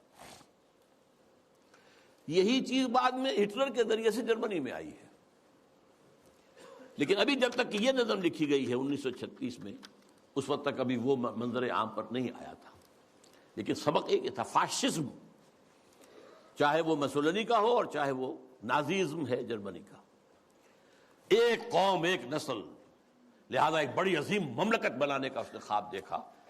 شمالی افریقہ کے کئی ممالک فتح کر لیے، اس پہ بڑے بڑے اعتراض کیے یورپ والوں نے بھی، وہ تو میں بعد میں آپ کو بتاؤں گا۔ لیکن یہ ہے کہ یہ چوتھے مشیر نے کہا کہ ہم نے توڑ پیدا کر دیا ہے، کمیونزم کا راستہ روکنے کے لیے یہ فاشزم آ گیا ہے، تم گھبراؤ نہیں۔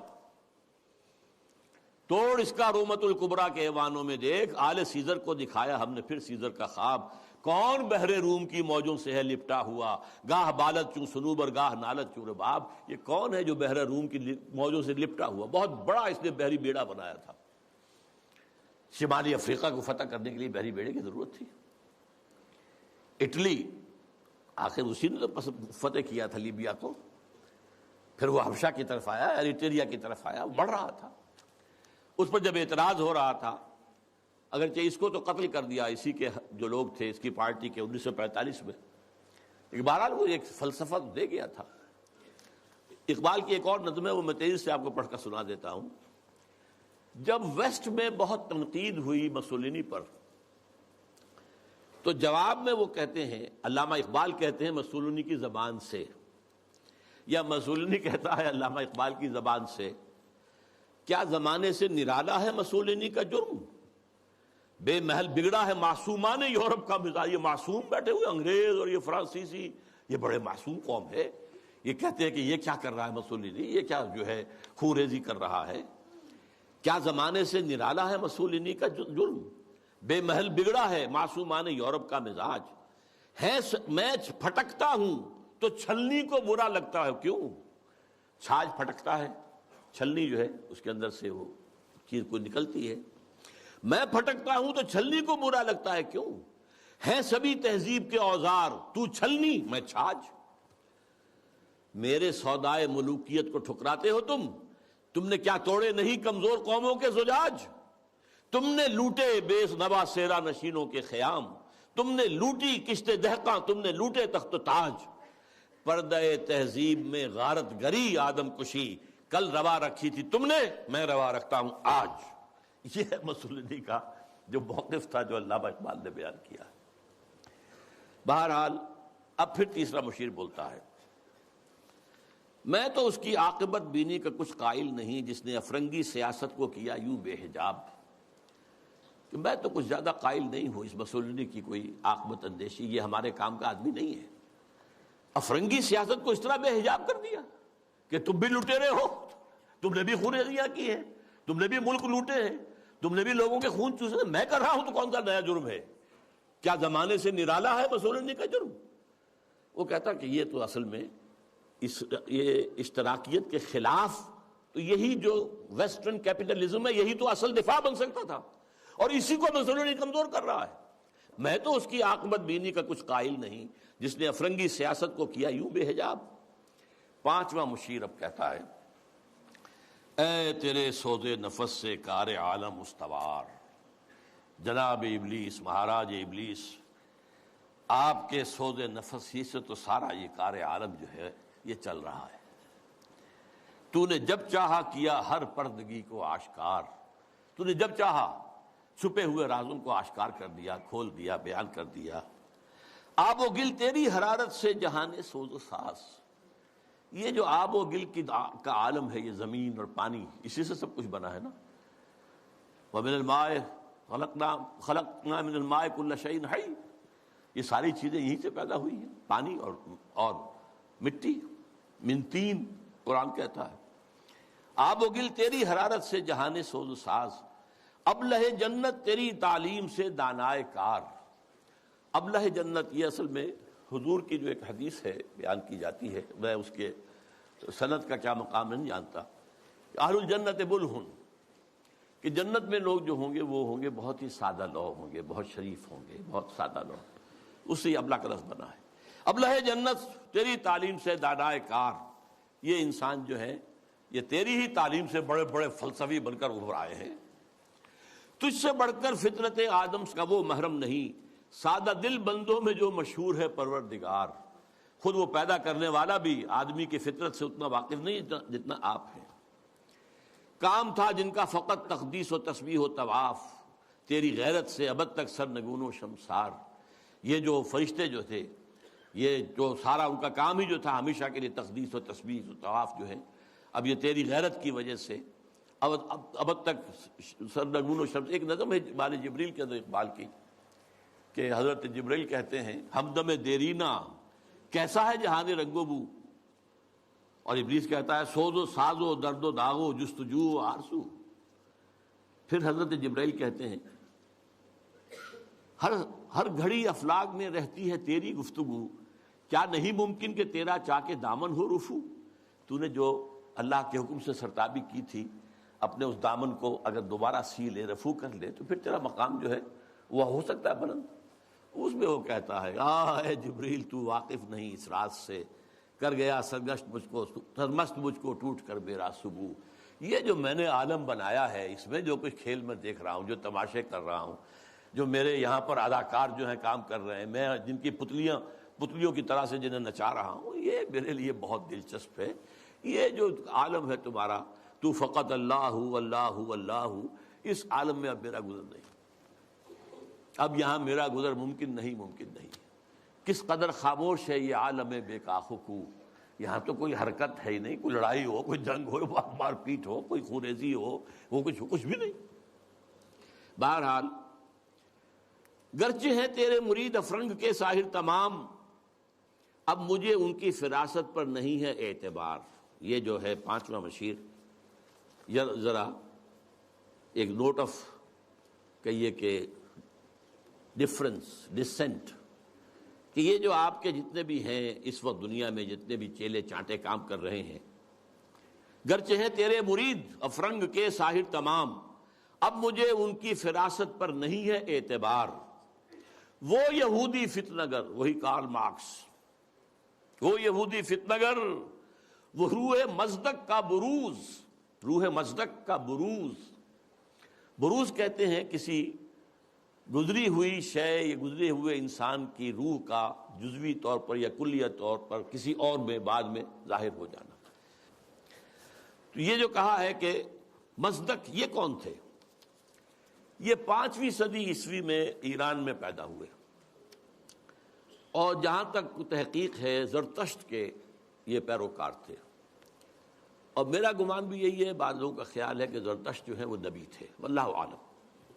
اور سائرس جس نے کہ عظیم تر ایران کی بنیاد ڈالی تھی، جسے قرآن میں ذوالقرنین کہا گیا ہے، وہ اصل میں انہی کا تربیت دادا تھا۔ وہ جلا وطنی کی زندگی میں جب رہا ہے تو انہی کے زیر اثر رہا ہے، واللہ عالم۔ اس نے جو ہے زرتشتی فلسفے کو ذرا آگے بڑھایا۔ زرتشتی فلسفہ جو دنیا میں اب ہے، ہمیں نہیں معلوم انہوں نے کیا کہا تھا، جیسے کہ ایک کرسچینٹی اب ہے، حضرت مسیح نے اصلاً کیا کہا تھا، وہ تو اگر قرآن نہ ہوتا تو ہمیں کیسے معلوم ہوتا۔ بدھ مت اب جو کچھ ہے کیا پتہ واقعتاً وہ گوتم بدھ کی طرف اس کی نسبت درست ہے کہ نہیں ہے۔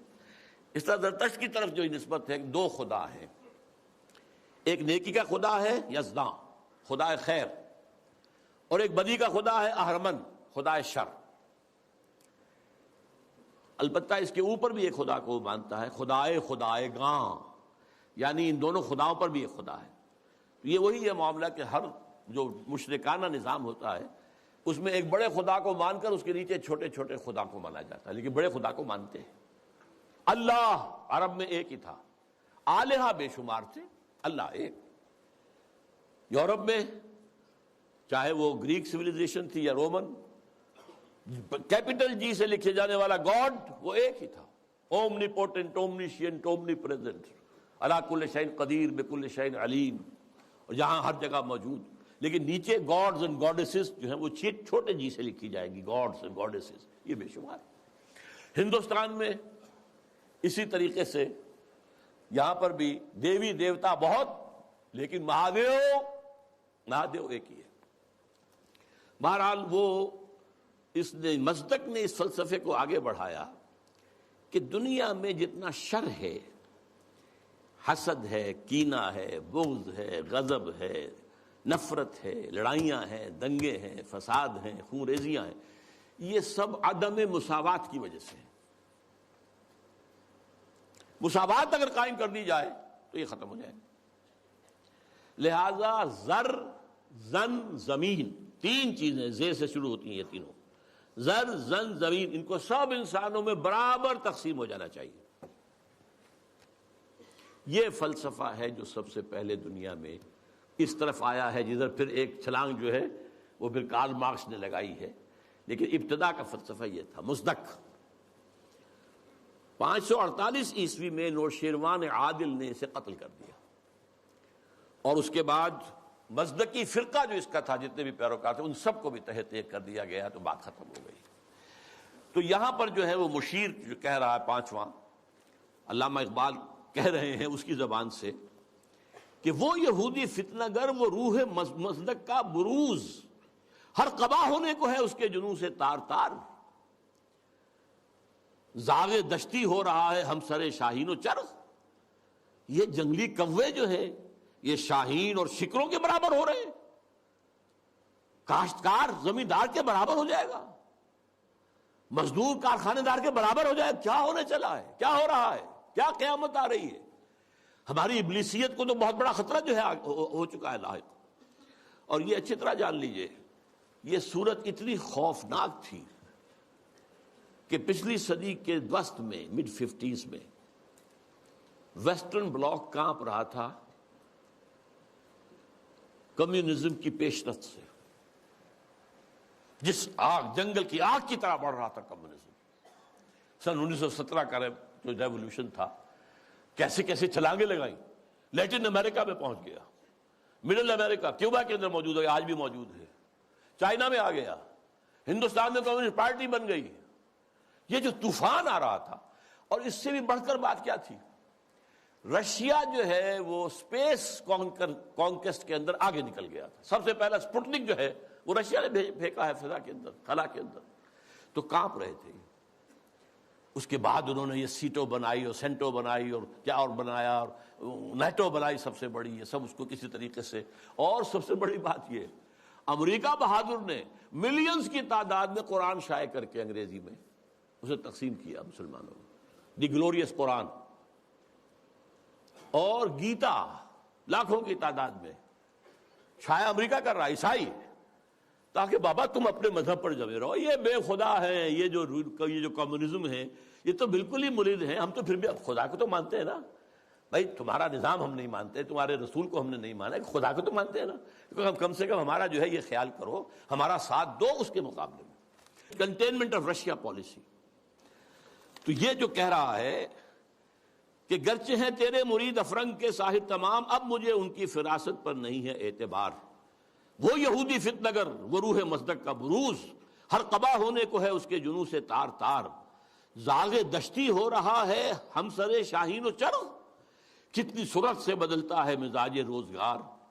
چھا گئی آشفتہ ہو کر وسعت افلاک پر، جس کو نادانی سے ہم سمجھے تھے کہ مشت غبار. ہم سمجھے تھے تو ایک ہے، ایک ملک میں ریولوشن آ گیا ہے نا، رشیا کے اندر آ گیا ہے، بولشوک ریولوشن آ گیا ہے، مشت غبار ہے بس. دیکھیے تو آندھی بن گئی ہے. چھا گئی آشفتہ ہو کر وسعت افلاک پر، پوری دنیا میں گلوب کے اندر جا رہی ہے. ہمارا نظام، ہمارا جو یہ سرمایہ دارانہ نظام ہے تو ختم ہو جائے گا، تباہ و برباد ہو جائے گا.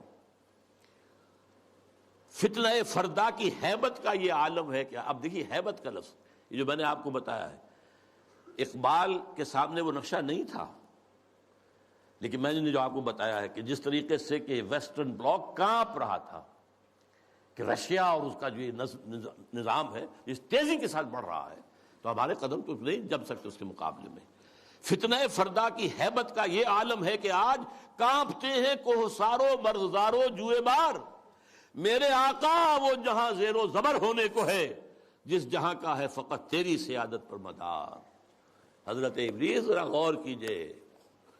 اب وہ جہان جو ہم نے بنایا تھا، باطل جہان، ظالم جہان، باطل اور ظالم نظام، اس وقت سب کے سب جو ہے اس کے تاروں پود بکھر جائیں گے. اب یہ آخری خطاب ہے، یہ ابلیس کا ہے. پھر وہ اپنے اسی لاف زنی کے انداز میں آغاز فرماتے ہیں، ہے میرے دستے تصرف میں جہان رنگ و بو.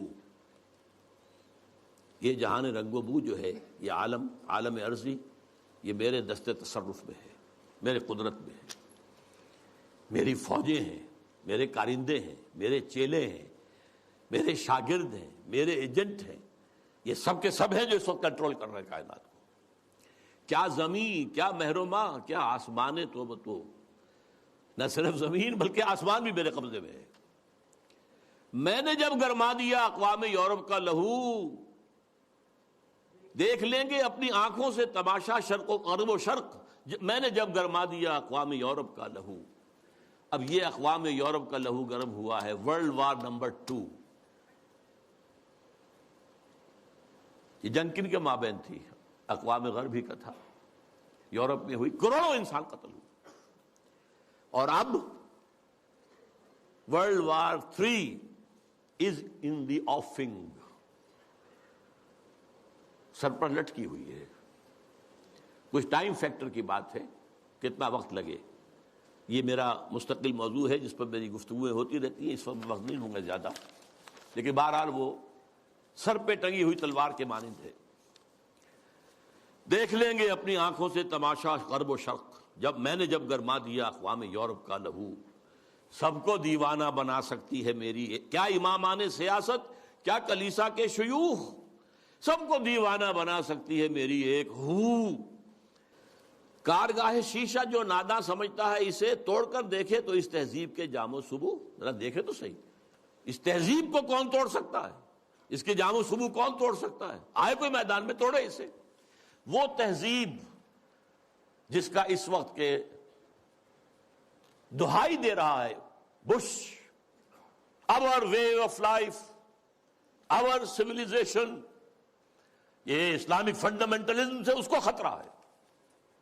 our way of life. یہی فرعون نے کہا تھا اپنے درباریوں سے کہ یہ جو موسیٰ اور ہارون دو آ گئے ہیں یذهبا بطریقتکم المثلی، تمہاری آئیڈیل تہذیب کو ختم کرنے کے درپے ہیں، یہ تمہارے نظام کو ختم کر دیں گے. آج وہی بات جو ہے بش کہہ رہا ہے. ہماری اس تہذیب کے توڑ کر دیکھیں تو اس تہذیب کے جام و سبو دست فطرت نے کیا ہے جن گریبانوں کو چاک، مزدکی منطق کے سوزن سے نہیں ہوتے رفو. اب یہ بہت عمدہ شعر ہے کہ اللہ تعالیٰ نے جو خالق ہے انسان کا امتیازات اس نے رکھ دیے ہیں اس کی سرشت کے اندر. میں لفظ فطرت استعمال نہیں کر رہا ہوں، یہ دو الفاظ علیحدہ ہیں. سرشت، سرشتن گودنا، یہ جو ہماری جو اینیمل انسٹنکٹس ہیں وہ سرشت ہے. جو ہمارے اندر جو روحانی تقاضے ہیں وہ ہماری فطرت ہے. فطرت اللہ التی فطر الناس علیہا، اس کی تو نسبت جو ہے ذات باری تعالیٰ کے ساتھ ہے. وَنَفَخْتُ فِيهِ مِن روحی. لیکن انسان کی سرشت کے اندر ظاہر بات ہے، جینز کے اندر کہہ لیجیے آج کی اصطلاح میں فرق تو ہے. کوئی زیادہ ذہین پیدا ہوتا ہے، کوئی غبی ہے. کوئی زیادہ جسمانی صحت والے جینز لے کر آتا ہے، کوئی بنیادی طور پر ایسے جینز لے کر آ رہا ہے کہ بیمار ہو رہا ہے، اور بیماری بھی ایسی جو لا علاج ہے. تو یہ تو فرق اور امتیاز تو رہے گا. تو یہ کوئی مزدکی منطق جو ہے مساوات جس طرح کی اس نے تصور دیکھا تھا، اس کی سوزن، اس کی سوئی سے یہ گریبان چاک ہونے والے نہیں ہیں. اسلام نے بھی ان کو ختم نہیں کیا ہے، ان کو ایک حد میں لایا ہے. زیادہ گیپ نہ ہو جائے.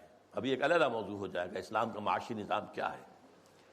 اس نے دو چیزوں کو زنجیر، دو جنوں کو زنجیر ڈال دی ہے، سود اور جوا، اور دو مزید جنسی جذبات کو بھڑکا کر کوئی آمدنی اور منشیات کو فروغ دے کر آمدنی. چار چیزیں نکال دیجئے تو ویسٹرن کیپٹلزم اسلامی نظام بن جائے گا.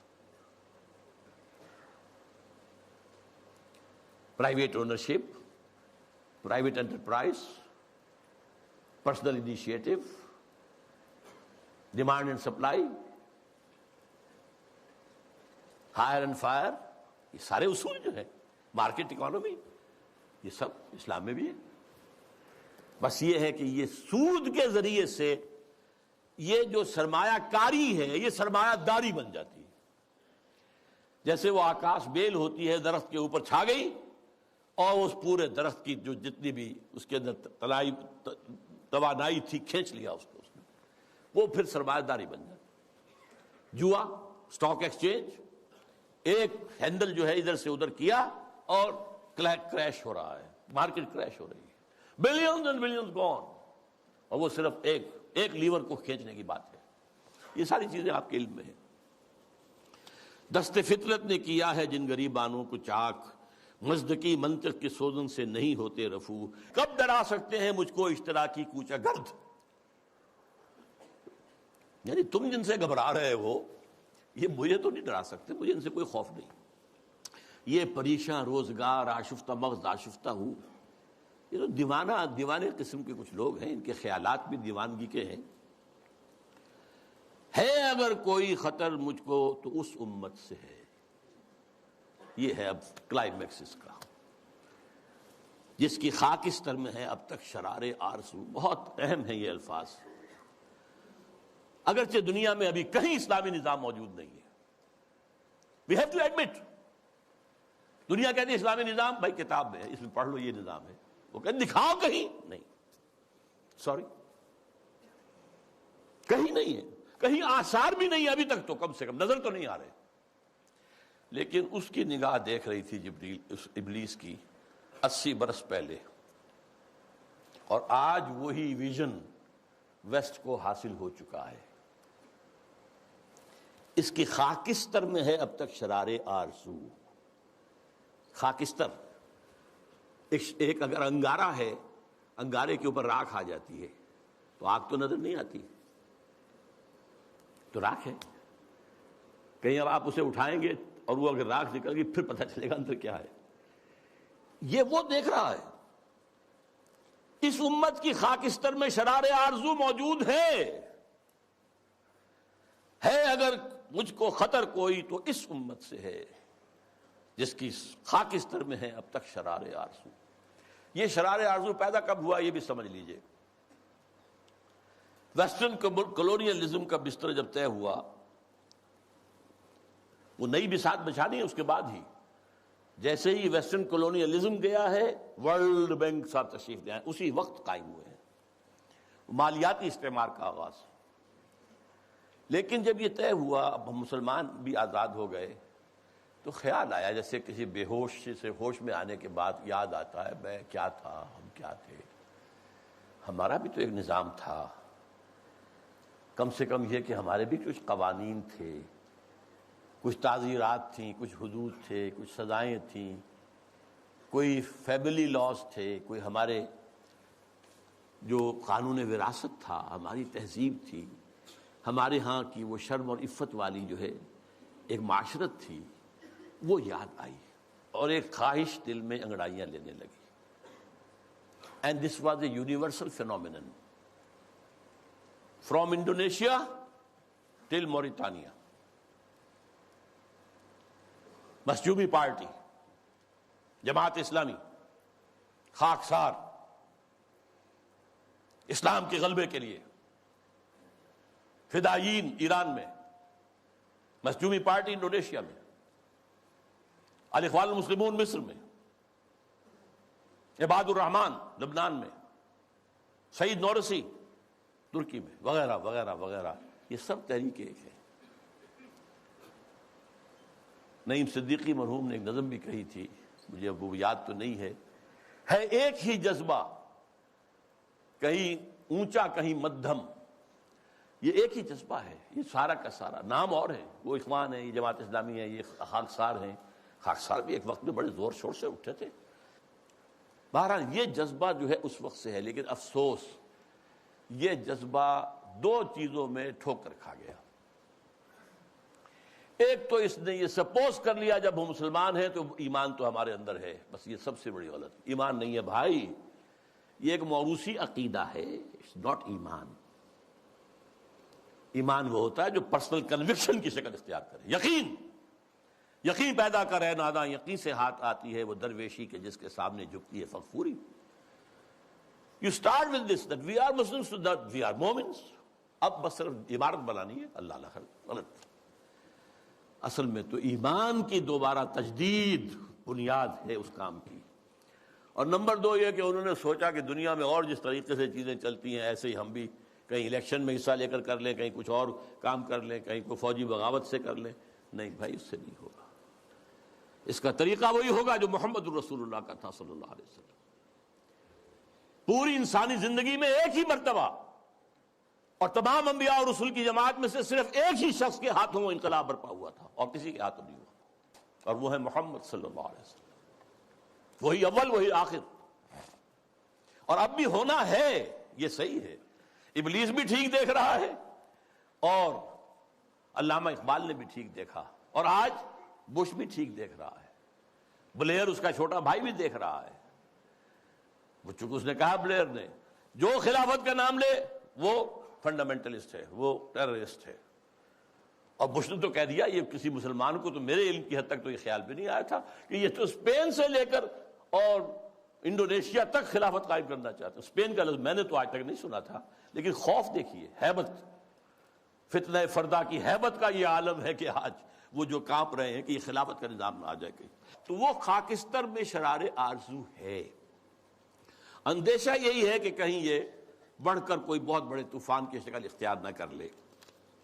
کرتے ہیں اشک سحر گاہی سے جو ظالم وضو، خال خال اس قوم میں اب تک نظر آتے ہیں وہ، کرتے ہیں اشک سحر گاہی سے جو ظالم وضو، جانتا ہے جس پہ روشن باطن ایام ہے، مصداقیت فتنہ فردہ نہیں اسلام ہے۔ اب مجھے ذرا جلدی کرنی ہے، وقت بہت ختم ہو رہا ہے۔ دیکھیے اب حقیقت بینی، اس امت کی حالت کیا ہے اس وقت۔ جانتا ہوں میں یہ امت حامل قرآن نہیں، جانتا ہوں میں یہ امت حامل قرآن نہیں، ہے وہی سرمایہ داری بندہ مومن کا دین۔ Very better 100% correct. دولت پرستی، مادہ پرستی، یہ ہر ایک کے اندر پلی ہوئی ہے، رگوں کے اندر، دلوں کی گہرائیوں میں اتری ہوئی ہے. جانتا ہوں میں کہ مشرق کی اندھیری رات میں بے ید بیضا ہے پیران حرم کی آستین. پیران حرم جو بیٹھے ہوئے ہیں، وہ جو صوفی و ملا جس کو پہلے کہہ چکا ہے،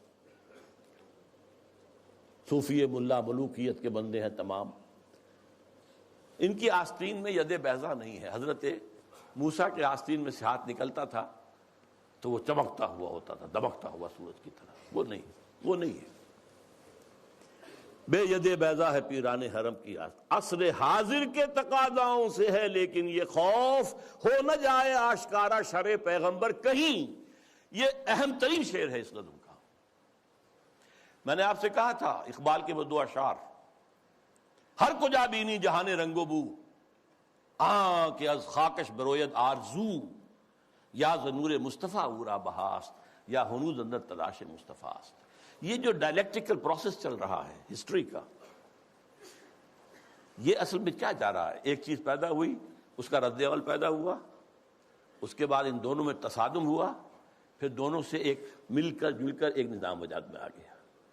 پھر اس کے اندر جو خرابی ہے وہ ظاہر ہوئی، اس نے اپنے رد عمل کو جنم دیا. Thesis, antithesis, synthesis. یہ سنتھیسس پھر تھیسس بن گیا، پھر اینٹی تھیسس، پھر سنتھیسس. واقعہ یہ ہے کہ نوع انسانی رفتہ رفتہ جا رہی ہے اس ڈائلیکٹیکل پروسیس کے تحت بھی اسی نظام کی طرف جو محمد نے عطا کیا صلی اللہ علیہ وسلم. وہ کہتا ہے اس سے خوف ہے، امت میں دم نہیں ہے. اس کا قول ہے یہ، اللہ کرے گا اس امت میں جہاں پیدا ہو جائے گی. لیکن کہہ وہی رہا کہ میں جانتا ہوں میں یہ امت حامل قرآن نہیں ہے، وہی سرمایہ داری بندہ مومن کا دین. جانتا ہوں میں کہ مشرق کی اندھیری رات میں بے ید بیضا ہے پیران حرم کی آستین، عصر حاضر کے تقاضاؤں سے ہے لیکن یہ خوف. دیکھیے ملوکیت، امپیریلزم، شہنشاہیت کے جواب میں رد عمل میں انقلاب آیا فرانس کا، جمہوریت آ گئی. جمہوریت چونکہ اللہ کی ہدایت سے تو مستفید نہیں ہے، یہ تو مادہ، اندھا مادہ جو ہے وہ ایکشن ریئیکشن پیدا کر رہا ہے. اس کے اندر وہ جو دولت پرستی تھی، سود رہا، پھر انڈسٹریل ریولوشن آ گیا تو وہ سرمایہ داری بن گئی. ایک لعنت سے چھٹکارا پایا، دوسری لعنت میں گرفتار. فیوڈل لارڈ سے آزاد ہوئے، کارخانے دار اس کے غلام ہو گئے. اس کے رد عمل میں کمیونزم آیا، ایک پارٹی ڈکٹیٹرشپ آ گئی. اب وہ بھی ختم ہوا، اب کہاں آئے گا؟ اب انسان دو راہ پر کھڑا ہے، کہاں جائے گا؟ فوکویاما کہتا ہے اینڈ آف ہسٹری. تاریخ انسانی کے اندر جو سب سے اونچا مقام ہو سکتا تھا ہم حاصل کر چکے. کمیونزم کا خاتمہ ہو گیا، اب کوئی نظام ہمارے مد مقابل آ ہی نہیں سکتا. اس کا ایک جواب لکھا ہے تو ہمارے پاکستان کے ہی عابد اللہ جان، اینڈ آف ہسٹری کی جواب میں اینڈ آف ڈیموکریسی کتاب لکھی ہے. مغربی جمہوریت ختم ہو گئی ہے، مغربی جمہوریت ختم ہو گئی ہے. اس کے دلائل، اس کے شواہد تفصیل کے ساتھ اس کی کتاب کو پڑھیے. اور اب اسلام جو آئے گا سنتھیسس ہوگا، اب وہ ہوگا اسلامی جمہوریت، اسلامی سوشلزم. سوشلزم میں جو خیر تھا وہ بھی اسلام کے اندر ہے. خیر یہی تھا نا کہ ہر ایک کے لیے بنیادی ضروریات جو ہے فراہم کر دی جائیں. یہ تو اسلام میں ہے. ہم نے نہیں کیا تو ہم مجرم ہم ہیں. اسکینڈینیوین سوشلزم اپنی ٹاپ کے اوپر کھڑا ہوا ہے، لیکن اسلام کا سوشلزم اس سے کہیں آگے جائے گا. جمہوریت ٹاپ کی، جہاں ایک بوڑھی عورت جو ہے وہ ٹوک سکتی ہے امیر المومنین عمر فاروق کو رضی اللہ تعالیٰ عنہ. ایک شخص ان سے احتساب کر سکتا آپ کا کرتا کیسے بنا ہوا یہ بتائیں، کہاں سے آیا کپڑا؟ یہ اس کا خواب وہ تو اسلام میں ہے. لیکن یہاں جیسا کہ میں نے کہا اسلامی جمہوریت ہوگی، اللہ کی حاکمیت کے تحت عوامی خلافت، اسلامی سوشلزم ہوگا. ہر ایک کی بنیادی ضروریات کی کفالت زکوٰۃ کے نظام کے ذریعے سے. یہ نظام ہے. تو اصل حاضر کے تقاضاؤں سے ہے، لیکن یہ خوف ہو نہ جائے آشکارا شرع پیغمبر کہیں، الحذر آئین پیغمبر سے 100 بار الحذر، حافظ ناموس زن مرد آزما مرد آفری، الحذر پناہ پناہ آئین پیغمبر صلی اللہ علیہ وسلم۔ یہاں اقبال نے جو کمال دکھایا ہے، دس از دی جسٹ، لب لباب۔ وہ آئین پیغمبر کیا ہے؟ نمبر 1 حافظ ناموس زن مرد آزما مرد آفری۔ اس کا جو معاشرتی نظام ہے وہ کیا ہے؟ عورت کی عصمت و عفت کی حفاظت، نمبر 1۔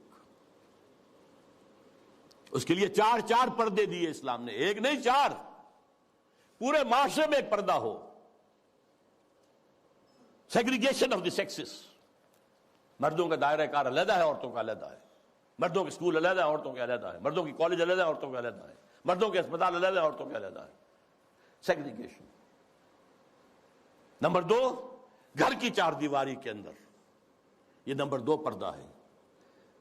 باہر نکلے تو برقع لیں یا چادر لیں، چہرہ ڈھانپے، یہ تیسرا پردہ ہے۔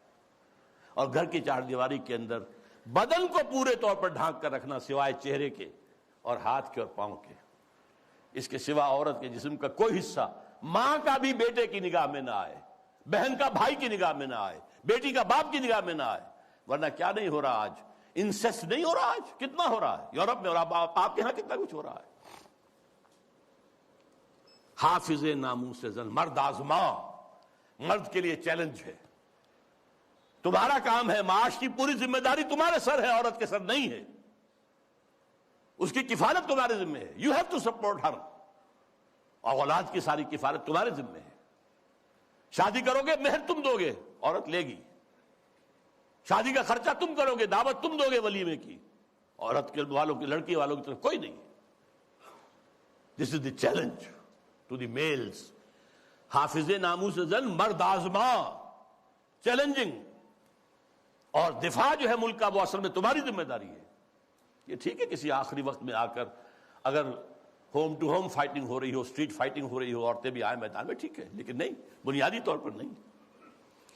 اسی سے مردانگی پیدا ہوتی ہے۔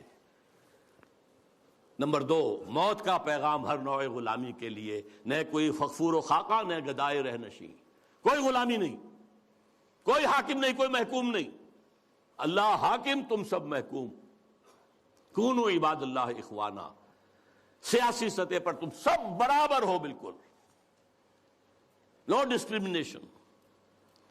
کرتا ہے دولت کو ہر آلودگی سے پاک و صاف، دولت کے اندر جو گندگیاں آ جاتی ہیں ان سے پاک و صاف کرتا ہے آئین پیغمبر۔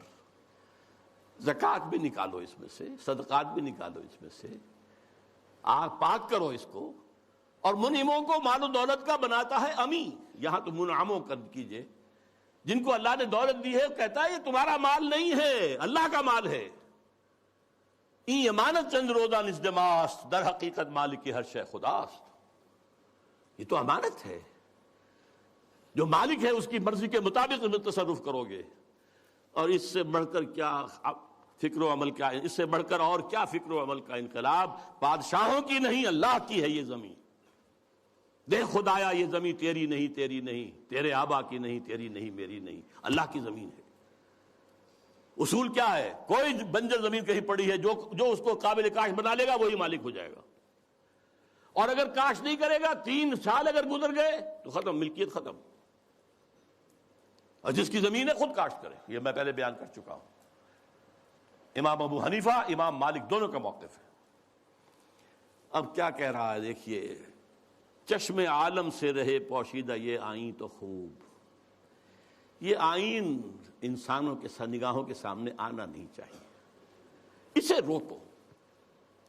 ذرا سی جھلک دکھانے کی امید ہو گئی افغانستان میں، اس ابلیس اور ابلیس کے چیلوں نے نپ دی ایول ان دی بڈ، ختم، جھلک ہو گئی تھی، تھوڑی سی جھلک تھی، پورے افغانستان میں امن و امان ہو گیا تھا۔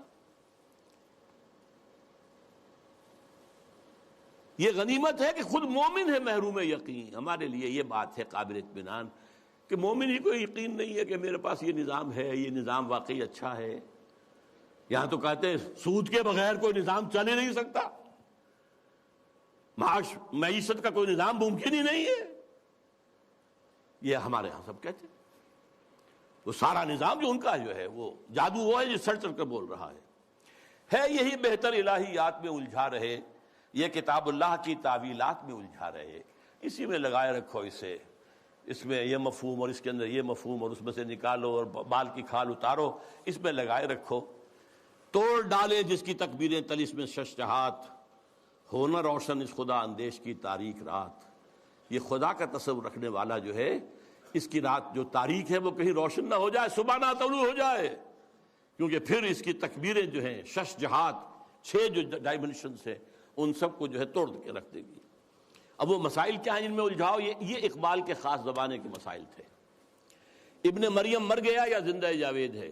حضرت مسیح فوت ہو چکے، سولی چڑھ چکے، یا نہیں آ کر کشمیر میں دفن ہو گئے، یا کیا ہوا؟ ابن مریم مر گیا یا زندہ جاوید ہے؟ ہیں صفات ذات حق حق سے جدا یا عین ذات؟ یہ میں پہلے گنوا چکا ہوں آپ کو. آنے والے سے مسیح ناصری مقصود ہے یا مجدد جس میں ہو فرزند مریم کے صفات؟ وہ جس کے آنے کی خبر دی گئی ہے وہ وہی عیسیٰ ابن مریم ہوں گے، مسیح ناصری، جیزس آف نازرت، یا یہ کوئی مجدد ہوگا جس کے اندر مریم، فرزند مریم کے صفات؟ یہ سارے مسائل اس زمانے میں قادیانیت نے بڑے زور اور شور کے ساتھ کھڑے کیے ہوئے تھے. آج آپ نہیں جان سکتے جس قدر یہ چیزیں جو ہیں مسلمانوں میں، کم سے کم ہندوستان میں اور خاص طور پہ پنجاب کے اندر، جس تیزی کے ساتھ یہ پروان چڑھی ہے، اور قادیانیت جو ہے جنگل کی آگ کی طرح پھیل رہی تھی اس وقت. اس لیے غلام احمد قادیانی نے کچھ مناظرے سر کیے تھے، کچھ عیسائیوں کو شکستیں دی تھی، کچھ آریاؤں کو شکستیں دی تھی، وہ سب کے جو ہے آنکھوں کا تارا تھا. خود اقبال نے تعریف کی غلام احمد قادیانی کی، لیکن پھر اس کے بعد ان کو کافر قرار دیا. اور جب انہیں پوچھا گیا کہ یہ کیا معاملہ ہے، آپ نے پہلے تو تعریف کی تھی، تو کہا only stones do not change. یہ فتنے ان کے اٹھائے ہوئے الفاظ ہیں اس وقت میں. ہے کلام اللہ کے الفاظ حادث یا قدیم، امت مرحوم کی ہے کس عقیدے میں نجات؟ کیا مسلمان کے لیے کافی نہیں اس دور میں یہ الہیات کے ترشے ہوئے لات و منات؟ تم اسے بیگانہ رکھو عالم کردار سے، تاب سات زندگی میں اس کے سب مہرے ہوں مات. خیر اسی میں ہے قیامت تک رہے مومن غلام، چھوڑ کر اوروں کی خاطر یہ جہان بے ثبات. ہے وہی شعر و تصوف اس کے حق میں خوب تر، جو چھپا دے اس کی آنکھوں سے تماشائے حیات. ہر نفس ڈرتا ہوں اس امت کی بیداری سے میں، ہے حقیقت جس کی دی کی احتساب کائنات. مست رکھو ذکر و فکر صبح گاہی میں اسے، مختطر کر دو مزاج خانقاہی میں اسے. یہ اس کی آخری جو ہے ہدایات ہیں. میں اس کے ساتھ ہی ابلیس کا فرمان اپنے سیاسی فرزندوں کے نام وہ بھی لے کر آیا تھا، لیکن اب وقت نہیں ہے. اب جو دوسرا حصہ تھا میری گفتگو کا، وہ جماعت جو بنانا چاہتے تھے علامہ اقبال، وہ جو میں بیان کر چکا ہوں، ایسی جماعت جس میں پریکٹسنگ مسلمز ہوں، اسلام کو پہلے اپنے وجود پر نافذ کریں پھر میدان میں آئیں، اور بیعت کی بنیاد پر، امارت کی بنیاد پر نظام ہو. یہ الیکشن کے ہنگامے جو ہیں، جس کو اقبال نے کہا ہے کہ یہ کھیل جو ہے، یہ سارا جو انتخابات وغیرہ کا ہے، اس سب سے ہٹ کر ایک انقلابی جد و جہد جو ماخوذ اور مبنی ہوگی منہج انقلاب محمدی پر صلی اللہ علیہ وسلم، جس طریقے سے حضور نے کیا ہے، اس کے مطابق انقلابی جد و جہد کا برپا کرنا، یہ ہے اصل میں وہ ضرورت جس کے تحت بہرحال ہم اپنی سی کوشش کر رہے ہیں. آپ بھی سوچئے، غور کیجئے، فکر کیجئے. اللہ تعالیٰ مجھے اور آپ کو خیر کی توفیق دے. اقول قولی ھذا واستغفر اللہ لی ولکم ولسائر المسلمین والمسلمات.